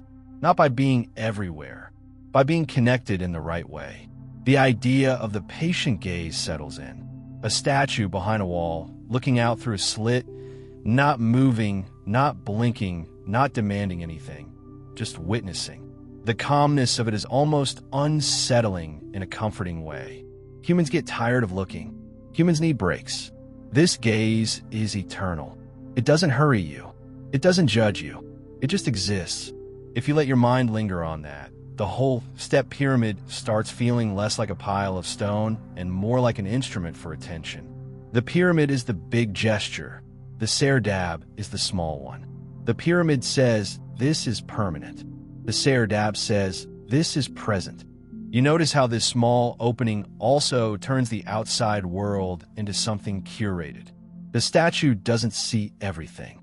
It sees a slice, a frame, a controlled view that filters chaos. It's like the ancient architects understood that too much input makes the mind restless. A narrow frame lets the mind settle. There's a quiet kind of science hiding in that, the kind that doesn't need equations. Perception calms down when it isn't overloaded. Give the brain one clean line to focus on, and it stops scanning for threats. Give it a small, steady point, and it treats the world as stable. A slit in stone becomes a tool for peace. And it isn't only visual. That opening is also about exchange. Offerings placed in nearby spaces, food, drink, incense, spoken prayers, were part of a cycle of connection. You can picture a priest's voice traveling through the air, then slipping through that narrow gap. The statue doesn't eat the bread the way a living person does, but the act of offering and naming is the nourishment in this system. It's a ritual of attention. The living look toward the dead. The dead are kept present through that looking. That makes the serdab feel like a quiet agreement. You are remembered, and in return you remain aligned with a world that remembers you. The more you sit with it, the more you realize how much of Saqqara is built to make remembering easy. Giant shapes that can't be missed. Patterns on walls that lock into your mind through repetition. Spaces that guide movement, so the sequence itself becomes memorable. Even the steps of the pyramid, those 6 calm heartbeats, feel like something you could count on tired nights, a shape your brain can hold without effort. The serdab window is the most concentrated version of that. One small feature that carries a whole worldview without yelling. Your thoughts drift for a moment to the modern habit of taking photos, capturing a face behind glass, preserving it, keeping it safe, and still wanting it to look back at you. The serdab is an ancient solution to the same urge, only built with stone and belief instead of pixels. Protect the image. Keep the connection. And because the statue is sealed inside, the outside world becomes less about objects and more about gestures. A person stands near an offering place. A name is spoken. A prayer is formed. The statue receives that attention through a slit. In a strange way, it's minimalist. There isn't a clutter of distractions inside the chamber. Just the figure, just the connection. Clean design, ancient addition. You can even feel the calm of the security choice. A statue, especially a royal one, could be damaged, stolen, defaced. People in the ancient world understood that risk. They also understood that if a statue is essential for presence, it needs protection. So the chamber is sealed, hidden, defended by architecture itself. The opening is tiny enough to preserve the statue's safety while still allowing the vital link. That's the kind of practical spirituality Saqqara keeps revealing. Belief and engineering aren't competing here. They're collaborating. The spiritual system requires a statue. The engineering system keeps it safe. The architecture provides the smallest necessary interface between the two. It's almost like an ancient device. Sealed housing, protected core, control port. And you don't need to love the metaphysics to feel the comfort of the design choice. The comfort comes from the clarity. This matters, so it's protected. Connection matters, so it's allowed. Not in a messy, open-ended way, but in a measured, reliable way. You step back in your imagination and notice how this tiny opening changes the whole emotional scale of the complex. The courtyards were built for crowds, for ceremony, for grand statements. The serdab window is built for one-to-one attention. A single viewer, a single line of sight, a single moment of presence. It's like the architecture shifts from public voice to private whisper without breaking its rhythm. And the whisper fits the plateau. Saqqara has all this magnificence, all this stone confidence, yet it keeps offering little details that feel gentle. Stone pretending to be reeds, doors that are doors only in meaning, echoes that blur instead of snap. And this tiny slit that turns an eternal monument into something that can look back. It also deepens the mystery in a satisfying, non-stressful way. What did people feel when they stood there? Did they imagine the king's essence watching them? Did they feel comforted or awed or quietly corrected by the idea of a ruler whose presence never ends? Did they whisper requests the way later pilgrims would whisper requests at other sacred sites? The questions don't need answers tonight. They add layers the way the pyramid adds tiers, stacked, steady, never hurried. The patient gaze remains in the back of your mind as you move onward. A small window in a sealed chamber, an ancient reminder that even the grandest structures are ultimately built for connection. Carefully measured, quietly maintained, and designed to last longer than anyone's anxious thoughts ever could. The tiny slit of that patient gaze stays with you as you move, because it quietly changes what inside means here. Up on the surface, everything is broad and bright in its own way. Courtyards, walls, facades, the pyramid's layered outline holding the sky. But the real secret of this place isn't only what rises. It's what sinks. A king's monument isn't meant to be read like a simple book with one cover. It's more like a house with a basement that's bigger than the house. You can feel that truth before you even go down, because the ground itself has a strange confidence. It isn't just supporting the weight of the pyramid, it's hiding a second world beneath it. Your imagination finds the entrance to that second world the way a dream finds a doorway, quietly, without drama. You don't have to picture yourself doing anything risky or squeezed in tight spaces. This isn't that kind of descent. It's a mental glide into a cooler layer of air, where the temperature drops and the sound of the surface becomes distant, softened, almost polite. The first thing you notice is that underground architecture changes your sense of time. Above ground, you measure time by light and shadow. Below ground, the light is yours to bring, and the rock doesn't care what hour it is. That absence of daily rhythm is the point. The underworld spaces weren't made for comfort. They were made for continuity, organized, protected, and intentionally hard to disturb. There's a deep shaft at the center of the system, a vertical drop carved down into bedrock. The depth is the kind that makes you instinctively respect the engineers, even if you're not trying to. It's not shallow. We dug a little and called it sacred. It's committed. The ancient builders carved down far enough that the burial space could feel fully separated from the surface world, out of reach of casual interference, out of reach of heat, wind, and most of the impatient chaos humans are famous for. The descent has a practical logic. The deeper you go, the more stable the environment becomes. Temperature steadies. Humidity stays low. The rock becomes a protective blanket that doesn't move. Even your own breathing sounds different down there because enclosed stone changes acoustics. A whisper feels close to your ear. A footstep feels like it has weight. Silence isn't empty. It's structured. And then the corridors begin. This is where Saqqara flips from monumental to meticulous. You might expect the underground to be a single chamber and neat, here's the burial done. Instead, the Step Pyramid's underworld is a network. Corridors, side passages, storage galleries, rooms branching like roots. It's a labyrinth, but not a chaotic one. It's an administrative labyrinth. It feels planned by people who love checklists. That's one of the most relaxing things about it. Weirdly, even the hidden spaces are organized.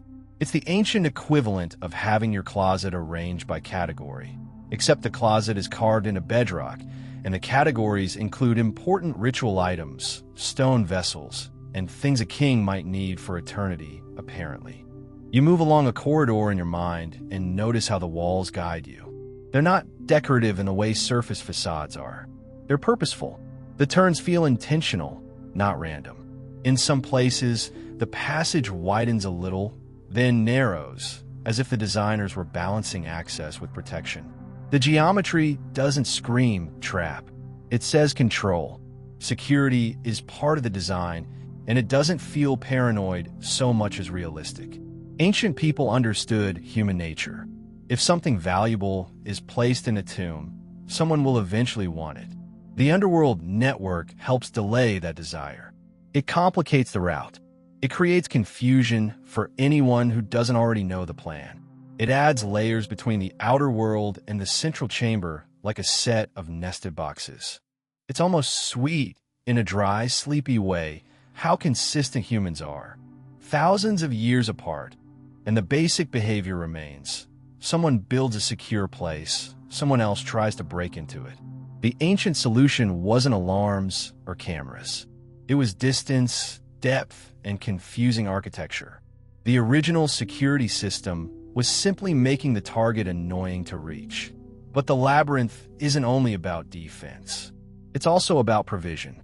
The underground galleries were used to store enormous numbers of stone vessels and other objects, many likely brought from earlier periods or crafted specifically for this complex. That detail turns the underworld from tomb into warehouse of eternity. It's a reminder that the king's afterlife was imagined as a continuation of status and ritual, not a vague, floating cloud of vibes. And again, you don't have to hold the belief to appreciate the craftsmanship. Think about the planning it takes to carve storage spaces in rock, to allocate areas, to keep passages coherent. Imagine the workers down there with lamps, chisels, and dust in their hair, steadily enlarging a corridor, smoothing a corner, checking that the rock behaves. Their work wasn't visible to most people. It was hidden by design, which means it had to be driven by duty and systems, not applause. The farther you drift into the underworld, the more the pyramid above feels like a lid. Not a suffocating lid, more like a protective hand placed gently over something fragile. The massive stone overhead creates a sense of being held. Your mind registers that nothing is going to move quickly down here. No sudden weather, no bustling crowd, just carved rock and measured passage. At the center, the burial chamber concept waits like a deep punctuation mark. Historically, Djoser's burial chamber is often described as being lined with granite, harder stone brought in and fitted with care. Because if you're building a final room for a king, you don't settle for good enough. Granite is stubborn. Granite is confidence. Granite is the stone you choose when you want to say, this is not going anywhere. The burial space isn't meant to be comfortable. It's meant to be final and protected. The chamber is the still point, the place the whole system points toward even when it tries to hide it.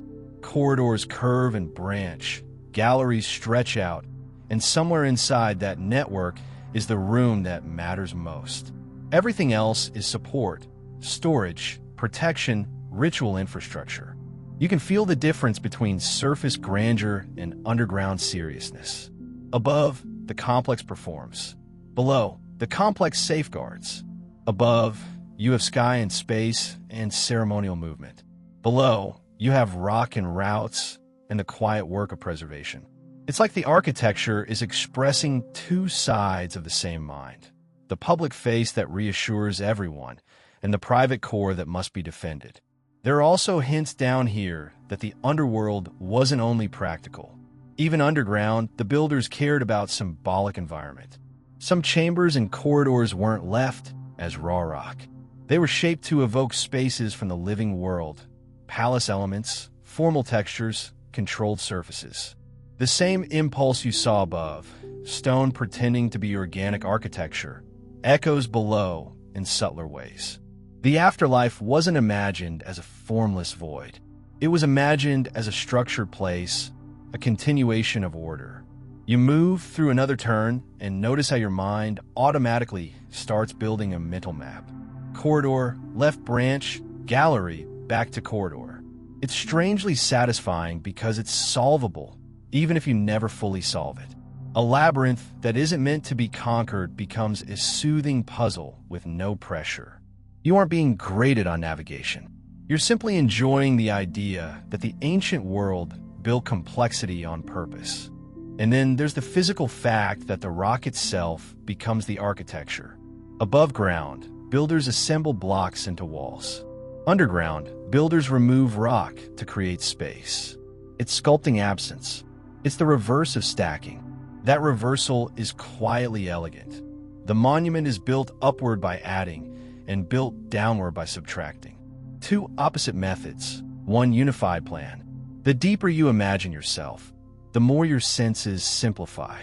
Visual detail fades into the idea of stone surfaces and narrow lines of light. Sound becomes closer, softer.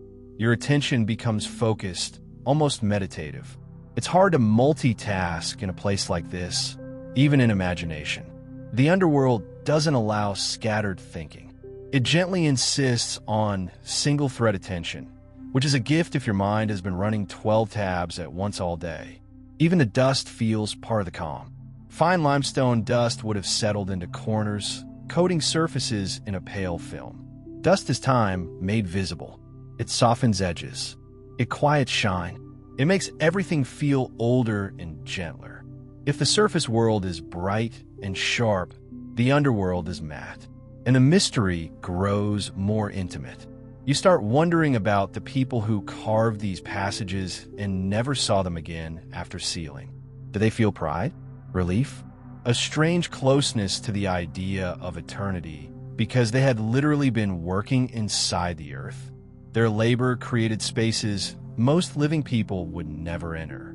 That kind of hidden work is its own form of devotion, whether devotion to king, to order, to gods, or simply to the fact that the job needed doing. The underworld corridors also remind you that ancient monuments aren't only what they look like. They're systems, they're environments, they're planned experiences for different kinds of beings, living participants in ritual above and the carefully imagined continued presence of the king below. The architecture doesn't treat death as an abrupt end. It treats it as a transition that needs infrastructure. You drift toward the notion that down here, somewhere, there were surfaces meant to look like something other than bare stone, an attempt to bring a sense of sky or sacred texture into the underground. The thought is only a hint, a faint glimmer, the way you sense a cool color in the dark without fully seeing it. It doesn't distract you. It simply adds another layer of anticipation, as if the underworld has one more quiet wonder waiting around the next turn.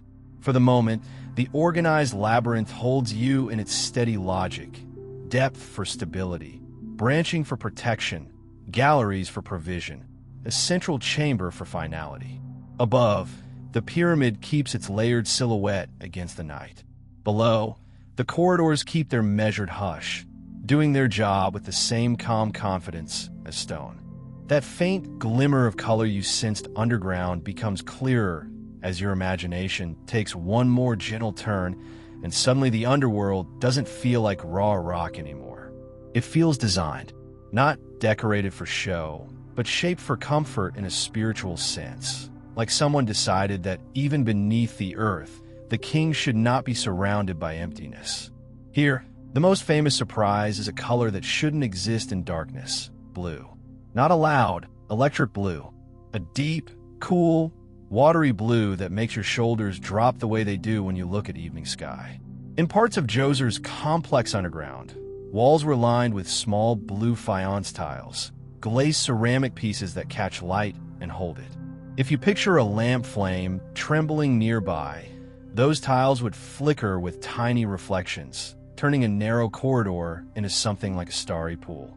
The effect isn't just pretty, it's emotional architecture. Blue is distance. Blue is calm. Blue is the feeling of air and water, two things you don't have much of inside rock.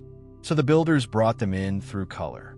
They created an indoor sky, an underwater night, a cool pocket of the cosmos tucked beneath the desert. Faience itself is a quiet marvel. It's not stone, and it's not clay in the simple pottery sense. It's a kind of glazed material made by heating a silica-rich body until it develops that glossy surface. Ancient Egyptians were masters of it. The glaze could range in color, but that luminous blue-green tone is one of the most iconic. It's like they discovered a way to bottle a piece of the Nile and a piece of the sky at the same time. You don't need to memorize chemistry tonight. Just let the ideas settle. In a deep underground space where your world would otherwise be beige stone and shadow, someone chose to add thousands of tiny blue surfaces, each one catching light. That's care.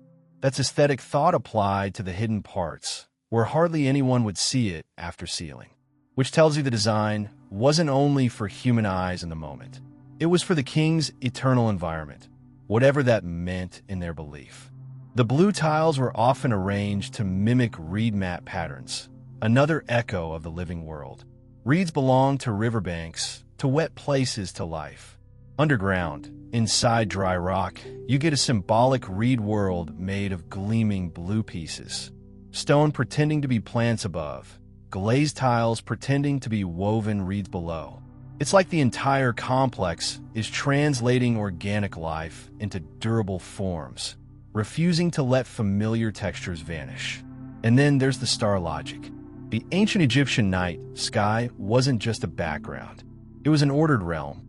Certain stars and constellations mattered for timekeeping and for sacred orientation.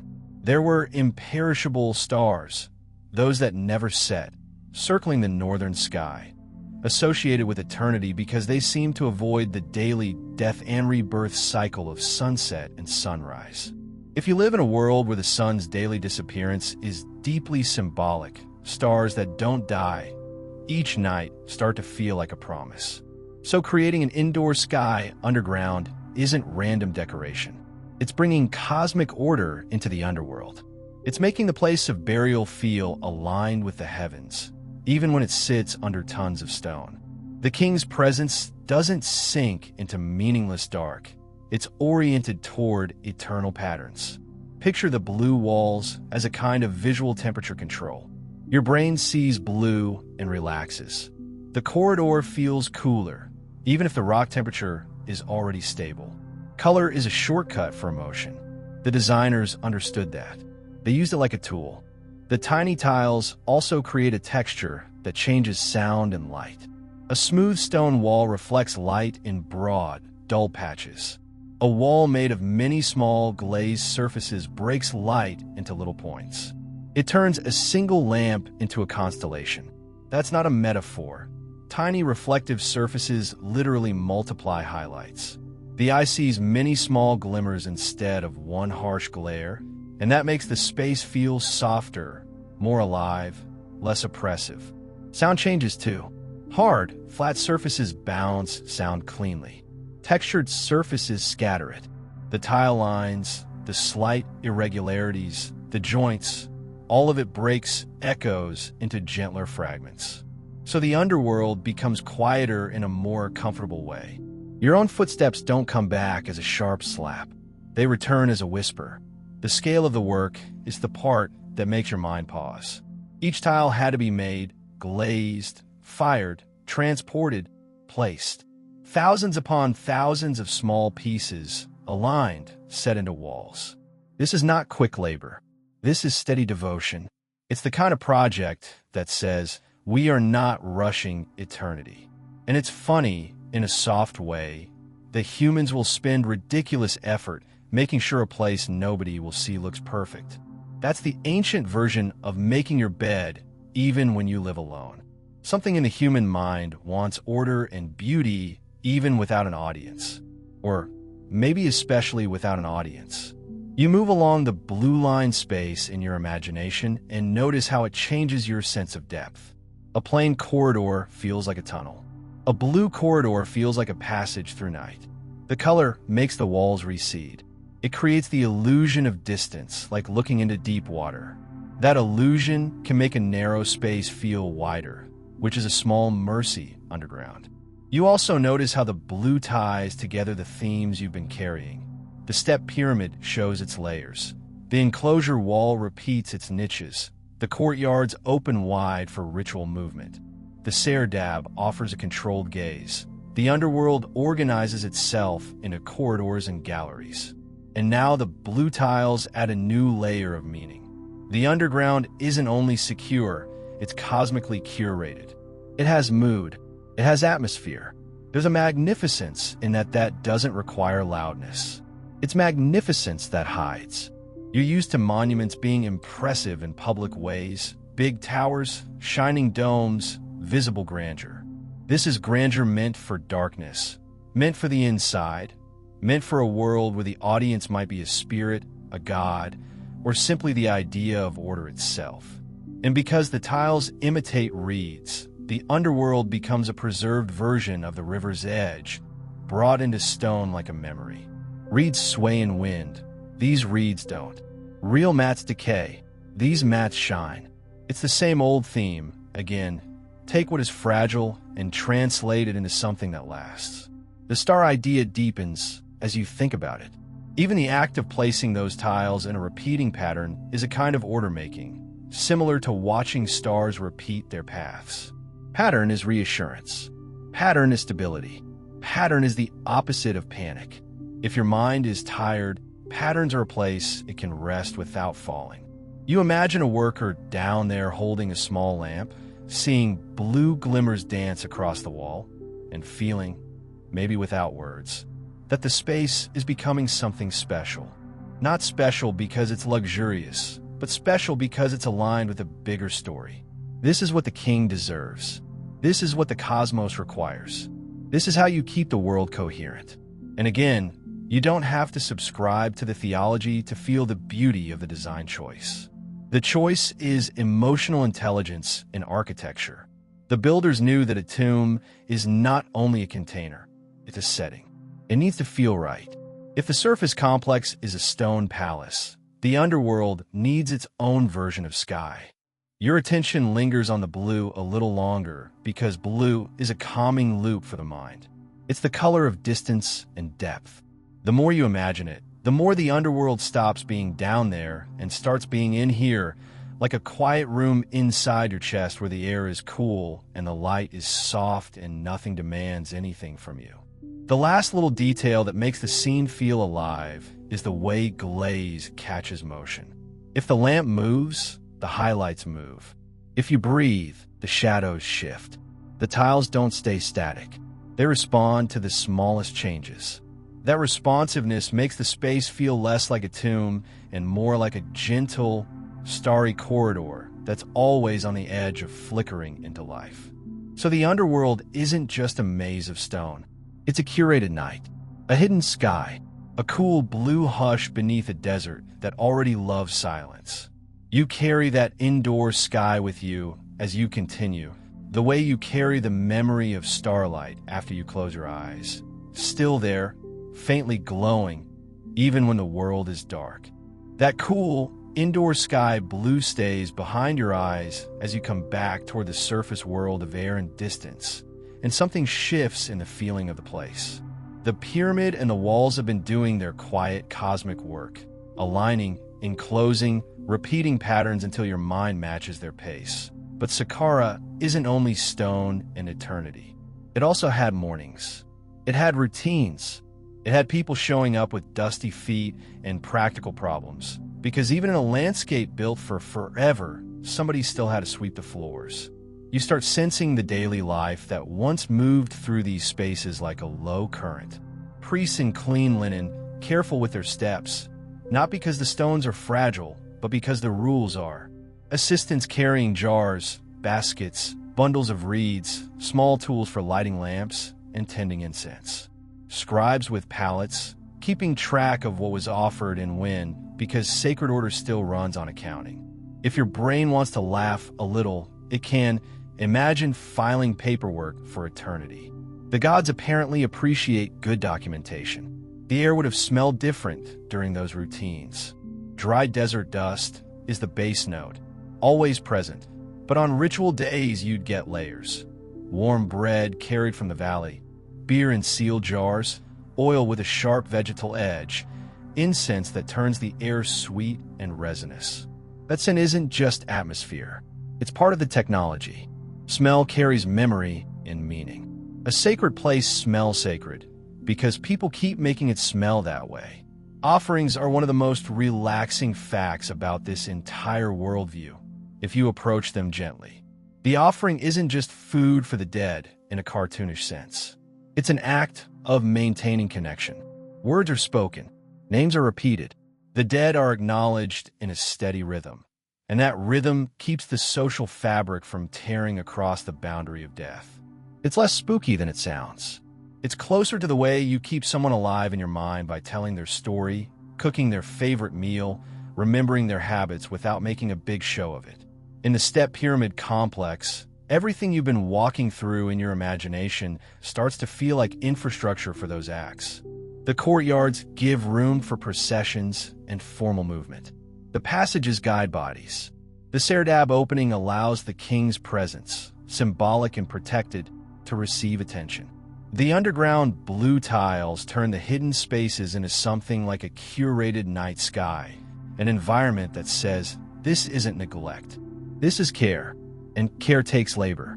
Somewhere beyond the public view, there were workers keeping things going.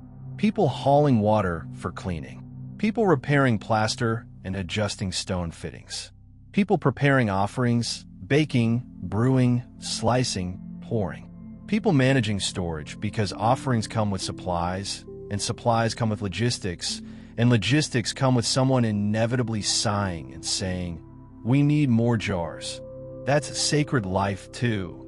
The endless practical loop that allows the beautiful ritual moment to happen. You imagine the early light over Saqqara, the way the sun rises and the desert takes on that pale gold that makes limestone look almost soft. The priests arrive before the heat grows sharp. Their steps are measured. Their speech is controlled. You can hear murmur recitations, not shouted, because this isn't theater for a crowd. It's procedure.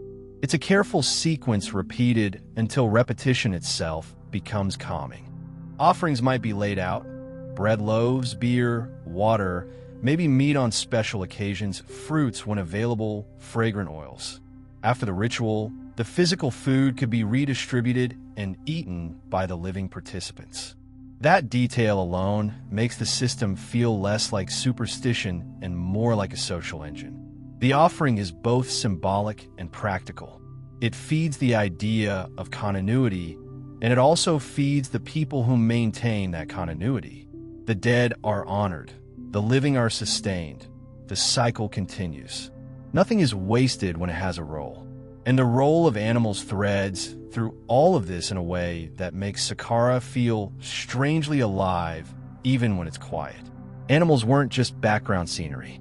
They were part of economy, part of symbolism, part of daily labor, and part of sacred meaning. Oxen and donkeys haul loads. Dogs hover near humans because dogs always do. Birds flash overhead. Insects run the desert's tiny errands. Life keeps happening around the monuments, and the monuments quietly absorb the presence of that life. Over the longer history of Saqqara, animals become even more central, because later periods saw huge animal cults and animal burial practices on the plateau. Think of it as the place expanding its vocabulary. At one moment, Saqqara is intensely royal, intensely focused on kingship and the architecture of eternal authority. Later, it becomes a landscape where ordinary people also participate in religious practice through animal offerings and votive burials. Ibises linked with Thoth, cats with Batet, and other sacred associations that turn devotion into a whole, organized industry of care and burial. It's easy to misunderstand that and picture it as something grim or bizarre. A calmer way to hold it is to think of it as a physical expression of devotion. If a person couldn't afford a massive tomb or couldn't access the highest rituals of the state, they could still participate by dedicating something meaningful: an offering, a votive object, or an animal associated with a deity. It's religion scaled to the everyday. The plateau that once centered a king's eternal performance also becomes a place where countless individuals place smaller hopes into the earth. And those hopes had handlers: priests, caretakers, breeders, embalmers, workers who prepared wrappings and containers, people who dug and organized catacombs, people who kept track of donations and dedications. Again, the theme repeats: sacred life runs on systems. Even devotion has a supply chain. Somewhere in that everyday sacred world, you can picture the human humor that always leaks through. Someone complains about sand in their sandals. Someone tries to keep a jar from tipping while walking over uneven ground. Someone takes a moment to scratch an itch under linen in a way that looks dignified only to them. Someone whispers a joke and gets a side eye because this is still a sacred place. Please behave, but also, everyone is human and the desert is hot. And speaking of hot, here comes the gentle wink you were promised. Ancient life hacks were not always elegant.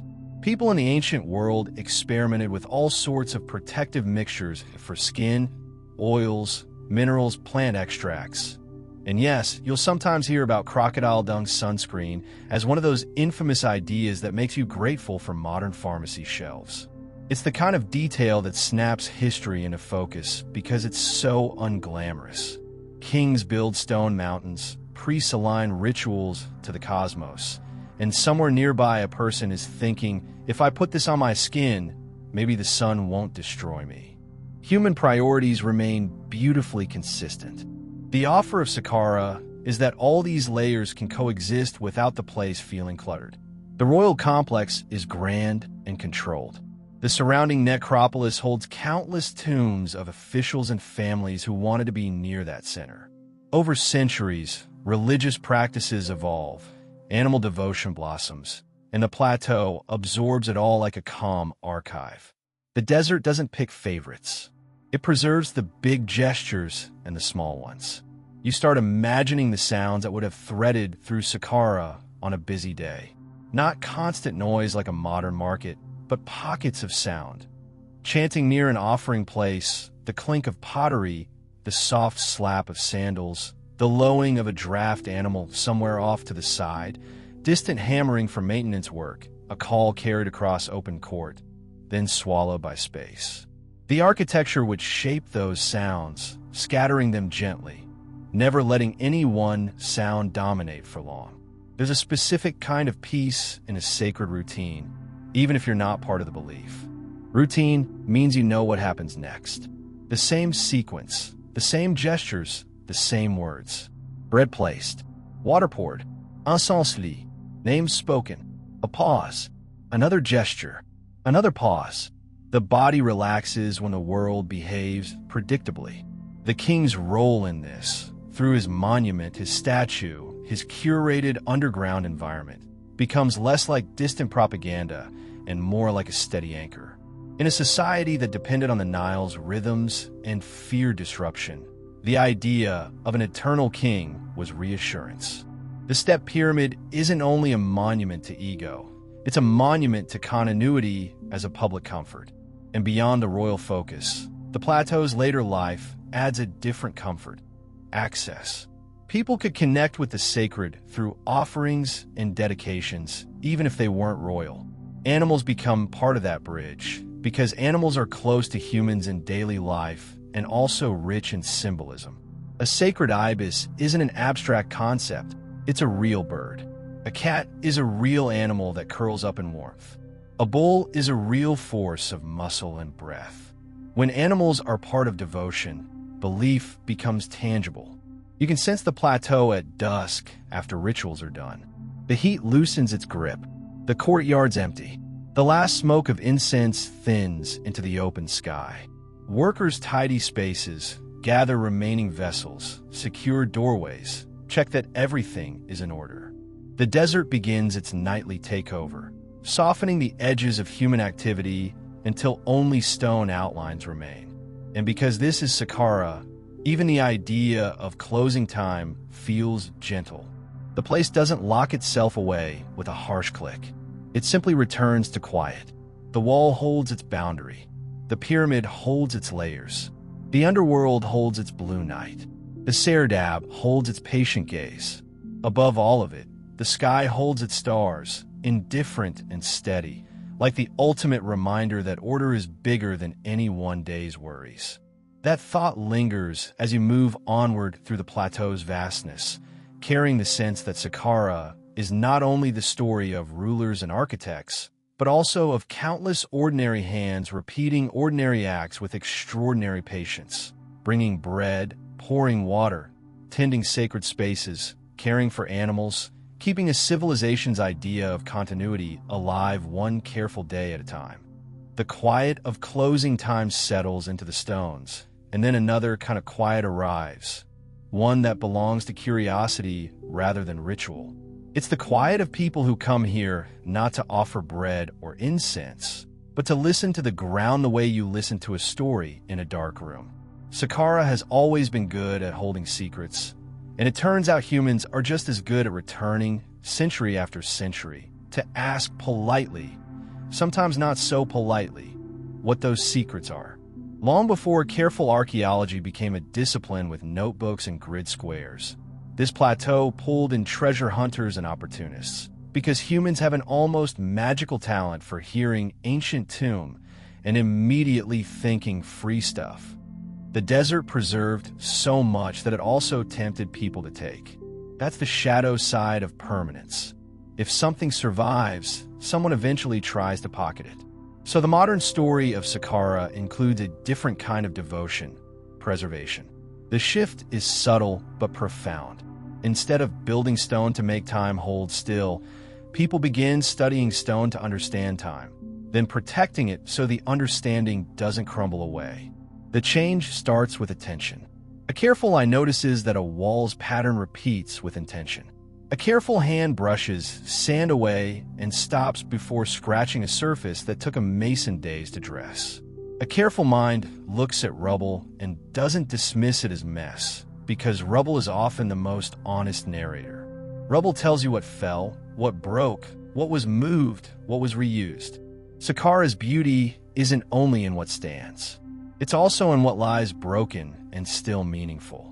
A site like this becomes a slow conversation between the ancient builders and the modern readers. The builders speak in stone. The readers answer with patience.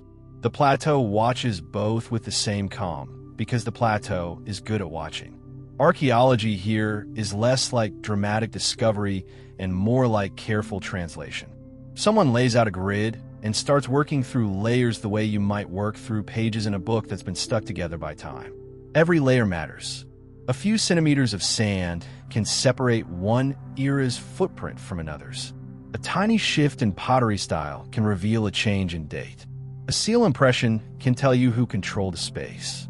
A fragment of tile can confirm that the cool blue night you imagined underground wasn't just mood, it was engineering and artistry made real. The satisfying part is how often the simplest things carry the biggest meaning. A line of chisel marks can reveal the direction a worker stood. A smooth threshold can show where feet passed again and again. A patch of plaster can hint at a color scheme long faded. Even absence has meaning. A space stripped of objects might tell you it was looted, or intentionally cleared, or never stocked the way someone assumed. The plateau forces humility. You learn to treat "I don't know" as a kind of respect. Then comes restoration, which is archaeology's gentler sibling and also its stressful roommate. Studying ruins is one thing. Deciding what to rebuild, what to stabilize, what to leave as is, that's where the modern mind starts sweating. Every intervention is a decision that changes the future story. Restore too much, and you risk creating a neat fantasy. Restore too little, and you risk losing what's left.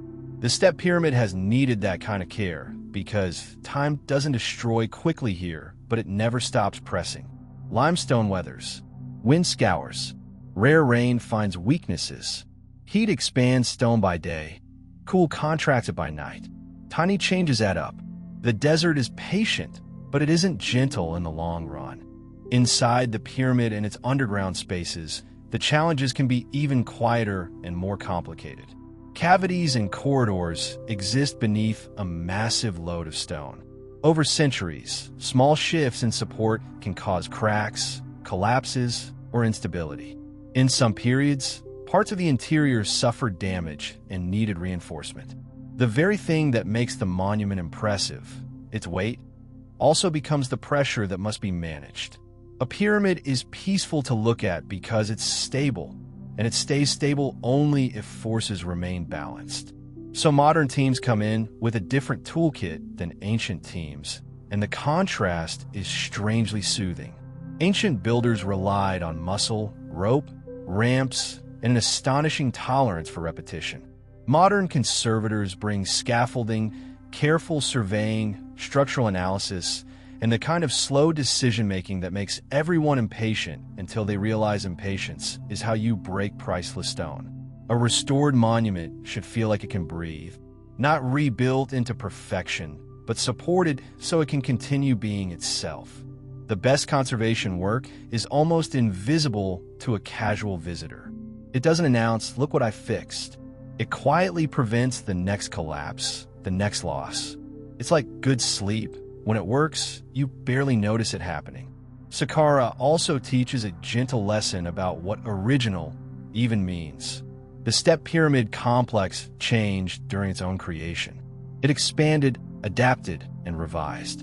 That means the ancient builders were already living with a version of restoration and redesign. The monument wasn't born as a single frozen plan. It was negotiated into being. So modern preservation isn't interrupting a pure, original moment. It's continuing a long tradition of thoughtful change, only with different ethics and different goals. The most comforting thing about that is the sense of continuity. Hands keep coming back to the same stone, not to conquer it, but to care for it. That's a calmer relationship with the past than the old habit of grabbing what you can and leaving the rest to collapse. Modern archaeology also has its own kind of ritual rhythm. Work begins early to avoid brutal heat. Tools are simple in their own way: brushes, trowels, sieves, because delicate work still prefers delicate tools. Dirt is moved in measured amounts. Findings are recorded obsessively. Photos are taken. Notes are compared. If a single object is found, it's handled like a tiny planet, located precisely, described precisely, stored precisely. The goal isn't only to possess the object. The goal is to understand its context, because context is where meaning lives. And then, hovering around all that carefulness, the plateau keeps being a plateau. Sand still drifts. Wind still resculpts the surface. The sky still expands overhead like a calm ceiling. Even with modern instruments, the desert refuses to become fully domesticated. That stubbornness adds to the mystery. You're never done. You're only further along. Technology has changed the way people read Saqqara, but it hasn't replaced the need for quiet attention. Cameras and scanning can capture details quickly. Mapping tools can reveal subtle rises and dips that hint at hidden structures. Digital models can preserve a shape for study, even if the physical stone continues to weather. Yet the core act remains almost ancient. Someone kneels, looks closely, and decides what matters. There's a sleepy irony in that too. Modern life loves speed. Saqqara punishes speed by withholding meaning from anyone who rushes. The plateau doesn't reward hustle. It rewards patience. It's the same lesson the builders learned, the same lesson the priests lived, the same lesson the desert teaches. Steady beats frantic. The modern visitor becomes part of this layered story the moment a foot touches the ground. Footsteps today aren't the same as royal processions, but they still trace paths. Guides speak softly. People pause for photos. Someone points at the tiers and tries to count them, then loses track because the light changes and the mind wanders. A child asks a question that is both simple and impossible. How did they do it? And adults answer with half-truths and honest amazement. The place absorbs these moments without changing its expression. Site management becomes another modern ritual. Paths are defined to protect fragile areas. Barriers guide movement. Signs translate the stone into words. Sometimes that translation is clumsy. Sometimes it's beautiful. Either way, the impulse is the same as the ancient one. Guide people through space in an orderly way. The enclosure wall once controlled access for sacred reasons. Modern boundaries control access for preservation reasons. Different motives, similar geometry. And in the middle of it all, the Step Pyramid keeps its layered calm, accepting modern footsteps the way it accepted ancient ones. The silhouette doesn't get jealous. It doesn't demand exclusive attention. It just stands there as a steady reference point for every era that comes looking. That steady presence can make modern conservation feel almost tender.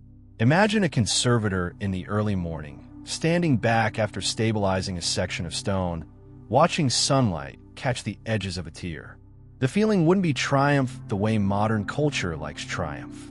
It would be relief. The monument made it through another season. Another crack didn't widen. Another surface didn't fail. The work bought time, and time is the most precious resource this site deals in. Saqqara also forces modern people to confront the uncomfortable truth that preservation is never permanent. The desert helps, but nothing is immortal in a physical sense. Stone lasts longer than mud brick, but stone still loses. Conservation is a long negotiation with entropy. You don't win. You keep the conversation going. You pass the responsibility forward. That responsibility can feel heavy, so the mind looks for small comfort, and Saqqara offers it. The comfort is that so many people care. Not just scholars and conservators, but visitors who walk more softly once they understand what they're standing on. Care spreads. A place like this quietly trains people to be gentler. The plateau even reframes the idea of discovery. Discovery sounds like a spotlight and applause. Here, discovery is usually a brushstroke of sand moved aside to reveal a line of stone, then a pause, then careful recording, then the slow unfolding of meaning over months or years. It's the opposite of a jump scare. It's a slow reveal, and the slow reveal matches the way your mind likes to relax. And yes, the human comedy still wanders through. Someone in a modern crowd complains about the heat, as if the desert is being unreasonable. Someone smears sunscreen with dramatic determination. And for a brief second, the brain remembers that ancient people had their own sun solutions too, some smarter than others. And it's hard not to feel grateful that nobody is handing out crocodile dung sunscreen samples at the entrance. Progress comes in small mercies.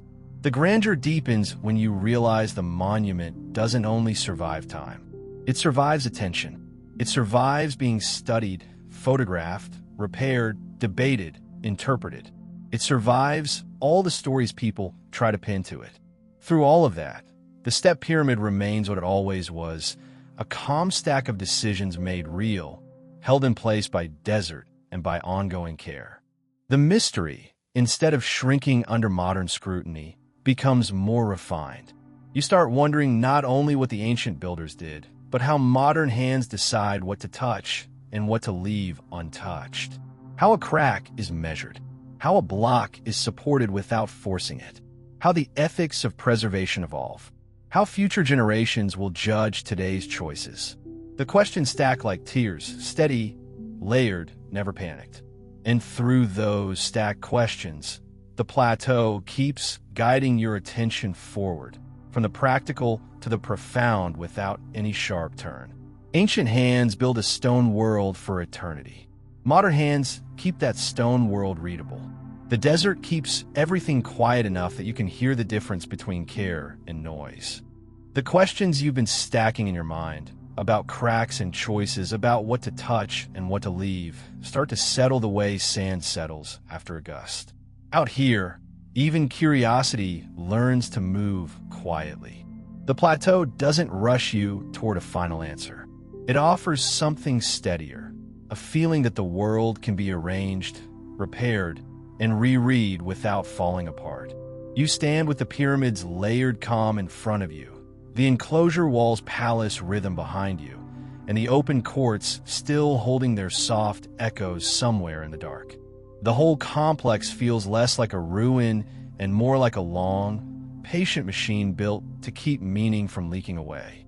Not flawless, not immune to weather or time, but stubbornly coherent, like a sentence that refuses to be misunderstood. It's easy to think the most impressive thing here is height, but your body already knows the deeper grandeur is scale of intention. A king wanted permanence. An architect translated permanence into proportion. Thousands of hands repeated small motions until the desert had a new landmark. Then, centuries later, more hands returned, some greedy, some reverent, some simply curious, and the place absorbed them too. Saqqara doesn't only preserve stone. It preserves human behavior in layers, like the steps themselves. Ambition, routine, devotion, mischief, care. You can feel Djoser's plan in the way the complex holds itself together, as if stability was the first ingredient and everything else was built on top of it. You can feel Imhotep's mind in the way stone imitates reeds and wood, the way the palace is both real and symbolic, the way the design guides feet and attention without ever needing to raise its voice. The confidence is quiet. The geometry doesn't try to entertain you. It simply remains correct. Your thoughts drift back to the serdab's tiny opening, that patient gaze looking out through a slit like a calm reminder that connection doesn't require constant access. A narrow frame can be enough. A small line of sight can hold an entire relationship between the living and the remembered. In a world that floods you with information, that little window feels almost revolutionary. Boundaries, focus, presence, and beneath it all, the underworld corridors keep their own hush, organized, branching, purposeful, holding the idea that even what you can't see can still be arranged with care. The blue tiles down there, those cool faience glimmers still flicker in your imagination like an indoor constellation. A hidden sky beneath tons of stone. Someone decided that eternity should not be beige. That choice, color in darkness, might be the most relaxing fact of the entire night. It means the builders cared about mood, not just security. They cared about the king's environment the way you care about your own room before sleep. The right light, the right boundary, the right quiet. Same impulse, different scale. You don't need a six-tiered pyramid to understand the desire to make a space feel safe. The plateau around the complex widens again in your mind.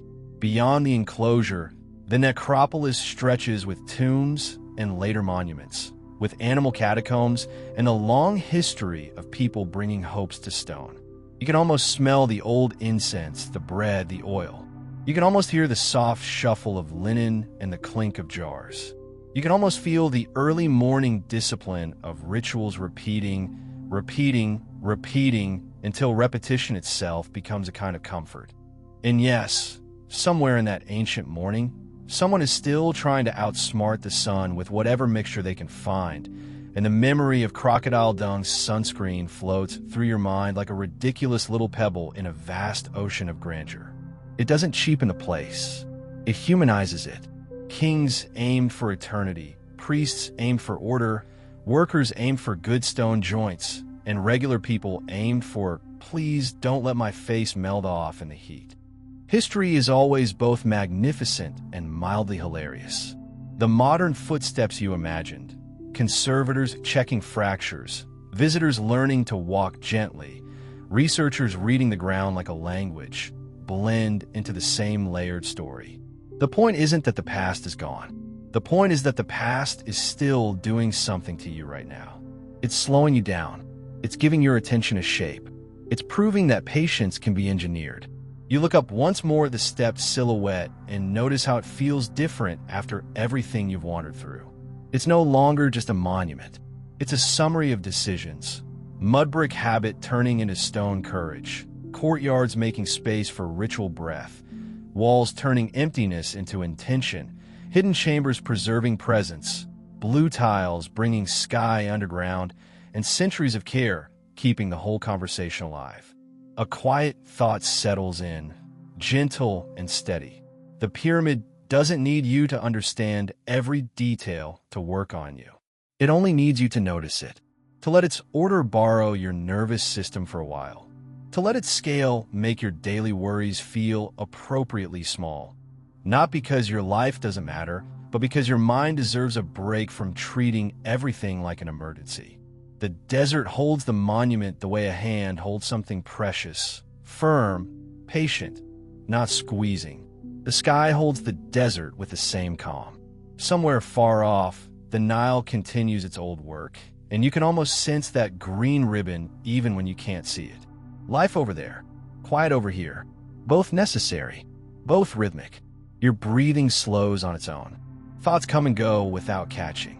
The last echoes of the courtyards soften into the night, and the blue glow of the underground sky fades into a memory that feels cool on your forehead.